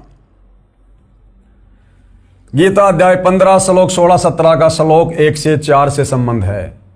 गीता अध्याय 15 श्लोक 1 से 4 में कहा कि ये संसार पीपल के वृक्ष के समान जानो, जिसकी जड़ यानी मूल ऊपर को मानो जो परम अक्षर ब्रह्म है, तथा नीचे को तीनों गुण रजगुण ब्रह्मा, सतगुण विष्णु, तमगुण शिव जानो। इस प्रकार इस संसार रूप वृक्ष के पत्ते आदि तना व मोटी डार विभाग हैं, जो इस संसार रूप वृक्ष के सब अंगों मूल, तना, डार, शाखा तथा पत्ते को जानता है, वो तत्वदर्शी संत है। परमेश्वर कबीर जी ने काशी, बनारस शहर, भारत देश में प्रकट कब? सन 1398 से 1518 में, लगभग 550 वर्ष पहले, यानी सन 1398 और 1518 के दौरान, यानी 120 साल तक तत्वदर्शी संत रूप में यह भेद बताया था और कहा था। यानी वो परम अक्षर ब्रह्म उत्तम पुरुष तु अन्य, जिसके विषय में गीता ज्ञान दाता बार बार कह रहा है कि मेरे से अन्य उस परमात्मा की शरण में जा, वो कबीर देव है, परम अक्षर ब्रह्म है। वो कबीर परमात्मा चारों युगों में यहाँ आते हैं हमें ये तत्व ज्ञान समझाने के लिए। और लेटेस्ट में 650 साल पहले बनारस के काशी में आए, जिनको हम कबीर दास के नाम से जानते हैं। 120 साल तक उन्होंने अपना ये तत्व ज्ञान दिया सिंपल भाषा में। और क्या कहा करते थे? कबीर अक्षर पुरुष एक पेड़ है और निरंजन वाकी डार, और तीनों देवा शाखा हैं, पात रूप संसार। सिंपल भाषा में उन्होंने यही ज्ञान दिया जिस ज्ञान का समर्थन आज हमारे धर्म ग्रंथ कर रहे हैं। क्या कहा? कबीर अक्षर पुरुष एक पेड़ है और क्षर पुरुष वाकी डार। क्षर पुरुष कौन है? ये काल है, ब्रह्मा विष्णु महेश का पिता। और तीनों देवा ब्रह्मा विष्णु महेश ये उस पेड़ की शाखा हैं, और पात रूप संसार। जहां पहले अनुवाद किया था गीता अध्याय 15 श्लोक 1 का हमारे विद्वान अनुवादकों ने, हिंदू धर्म गुरुओं ने, जिन्होंने कहा था कि वेद उस पेड़ के पत्ते हैं। वेद नहीं, आप और हम जितने भी प्राणी हैं ये हैं वो पत्ते, पात रूप संसार। अर्थात इस संसार रूप वृक्ष का जो तना है वो तो अक्षर पुरुष जानो, जिसके साथ संग ब्रह्मांड है। डार मानो क्षर पुरुष, यानी ये काल जिसके 21 ब्रह्मांड हैं, और तीनों देवता रजगुण ब्रह्मा, सतगुण विष्णु तथा तमगुण शिव कौन है, ये शाखा मानो। और छोटी टहनियों तथा इन पत्तों को देवता समेत अन्य जीव जंतु जानो। मूल रूप परमेश्वर कबीर जी हैं। भक्ति रूपी पेड़, संसार रूपी पेड़ की जो जड़ है, जो जमीन के अंदर है, जो दिखाई नहीं दे रही, वो कौन है, वो परम अक्षर ब्रह्म है, कबीर परमात्मा है। मूल रूप यानी जड़ रूप कौन है, परमेश्वर कबीर जी हैं, जो आगे परमाणु से सिद्ध हो जाएगा। गीता अध्याय 15 श्लोक 16 में कहा है कि क्षर पुरुष यानी काल तथा अक्षर पुरुष दोनों तथा इनके लोकों के सब प्राणी नाशवान हैं, आत्मा सबकी अमर है। फिर गीता अध्याय 15 श्लोक 17 में उस उत्तम परमेश्वर के विषय में क्या कहा कि उत्तम पुरुष यानी पुरुषोत्तम तो उपरोक्त क्षर पुरुष यानी काल तथा अक्षर पुरुष से अन्य ही है, जो परमात्मा कहा जाता है, जो तीनों लोकों में यानी क्षर पुरुष इस काल के लोक में और अक्षर पुरुष के लोक तथा अन्य परम अक्षर ब्रह्म के लोक यानी ऊपर के सतलोक, अलख लोक, अगम लोक, इन लोकों में प्रवेश करके सबका धारण पोषण करता है। जिस प्रकार पेड़ की जड़ से पेड़ के उस तने को, डारी को, शाखाओं को, टहनियों को, सबको खुराक मिलती है, उसी प्रकार वो परम अक्षर ब्रह्म जो सतलोक में रहता है, वो सारी सृष्टि का धारण पोषण करता है। वास्तव में अविनाशी परमेश्वर यानी परम अक्षर ब्रह्म है, क्योंकि वृक्ष का पोषण मूल यानी जड़ से होता है। उपरोक्त परमाणु से स्पष्ट हुआ कि श्री विष्णु उर्फ श्री कृष्ण से अन्य परमेश्वर है, यानी गीता ज्ञान दाता से अन्य सर्वश्रेष्ठ परमात्मा है, परम अक्षर ब्रह्म, जो वास्तव में अविनाशी है, यानी उसको मारने में कोई सक्षम नहीं है, और सबका धारण पोषण करता है, सबका उत्पत्ति करता है। सतलोक में सबकी उत्पत्ति उसी कबीर परमात्मा से हुई। वही उत्तम पुरुष यानी पुरुषोत्तम यानी सभी भगवानों में सर्वश्रेष्ठ है, अविनाशी परमेश्वर है, परम शांतिदायक है, क्योंकि सतलोक में फिर कभी जन्म मरण नहीं होता, लड़ाई झगड़ा नहीं होता। वहां पर जन्म मरण से छूटने के लिए गीता ज्ञान देने वाले ने अर्जुन के माध्यम से भगत समाज को उसी अपने से अन्य कबीर परमेश्वर की शरण में जाने के लिए कहा है। तो भाइयों और बहनों, पूरी तरह से इस पवित्र पुस्तक कबीर बड़ा या कृष्ण से जनता की अदालत में, जनता के सामने कबीर परमेश्वर जी के वकील सतगुरु रामपाल जी ने हिंदू धर्म के धर्मशास्त्रों को दिखाकर, विशेषकर पवित्र गीता जी को दिखाकर ये क्लियर कर दिया है कि गीता ज्ञान दाता आप लोगों के अनुसार श्री कृष्ण उर्फ विष्णु के पास में कंप्लीट सृष्टि का ज्ञान नहीं है, कंप्लीट आध्यात्मिक ज्ञान नहीं है। श्री कृष्ण उर्फ विष्णु ये खुद जन्म और मरण में है। श्री कृष्ण उर्फ विष्णु इनके पास में मोक्ष मंत्र नहीं है। इनकी भक्ति करने से जीव आत्मा परम शांति को प्राप्त नहीं हो सकती। 184 योनियों में गधा कुत्ता सुअर बनने से नहीं बच सकती, नरक में जाने से नहीं बच सकती, मरण और बुढ़ापे के कष्ट से नहीं बच सकती। और गीता ज्ञान दाता से अन्य जो सर्वश्रेष्ठ परमात्मा है वो परम अक्षर ब्रह्म है, कबीर देव है, जो तीनों लोकों में प्रवेश करके सबका धारण पोषण करता है। और उस परम अक्षर ब्रह्म की भक्ति चाहिए तो आपने गीता अध्याय 4 श्लोक 34 के अनुसार किसी तत्वदर्शी संत की खोज करनी होगी। वो तत्वदर्शी संत आपको बताएगा कि आपका जन्म मरण से छुटकारा कैसे होगा। और वो तत्वदर्शी संत वर्तमान में धरती पर सतगुरु रामपाल जी हैं। तो जनता की अदालत में कबीर जी के वकील सतगुरु रामपाल जी ने, जो स्वयं ही अपने वकील बनकर खड़े होते हैं, इन्होंने बिल्कुल श्री कृष्ण जी के वकीलों के दांत खट्टे कर दिए। और शिक्षित जनता धीरे धीरे सब कुछ समझ रही है, बुद्धि विवेक का इस्तेमाल कर रही है, और अब अपनी आत्मा के कल्याण के लिए उमड़ उमड़ कर कबीर जी के वकील सतगुरु रामपाल जी की शरण में आकर अपनी आत्मा का कल्याण करवा रही है। तो भाइयों और बहनों, जनता की अदालत में कबीर जी के वकील सतगुरु रामपाल जी की तरफ से हिंदू धर्मशास्त्रों को दिखाकर इसी प्रकार से मुकदमा जारी रहेगा जब तक कबीर जी के वकील सतगुरु रामपाल जी हिंदू धर्मशास्त्रों से प्रमाणित नहीं कर देते हैं कि वास्तव में एक परमेश्वर कौन है, किसकी भक्ति करनी चाहिए, मुक्ति कैसे होगी। और हिंदू धर्म के जो ये भगवान हैं जिनको अज्ञानता में हिंदू भाई बहन सर्वश्रेष्ठ परमात्मा मानते हैं, श्री ब्रह्मा, श्री विष्णु, श्री महेश को, ये नाशवान हैं, इनका जन्म और मरण होता है, ये भी काल के जाल में हैं और इनकी भक्ति से मुक्ति नहीं है। तो मुकदमा लगातार इसी प्रकार जारी रहेगा। कल की डेट में हम फिर से जनता की अदालत में पेश होंगे। आगे की कार्रवाई कल शुरू होगी और आगे की कार्रवाई का टॉपिक है परम अक्षर ब्रह्म की भक्ति से पूर्ण मोक्ष होता है। परम अक्षर ब्रह्म कौन? कबीर परमात्मा, कबीर परमेश्वर, जो तीनों लोकों में प्रवेश करके सबका धरण पोषण करते हैं, जिसकी शरण में जाने के लिए गीता अध्याय 18 श्लोक 66 में गीता ज्ञान दाता अर्जुन को कह रहा है कि सर्व धर्मान प्रत्यज्य माम एकम शरणम व्रज अहम तवा सर्व पापे भ्यो मोक्षयामि मा शुच।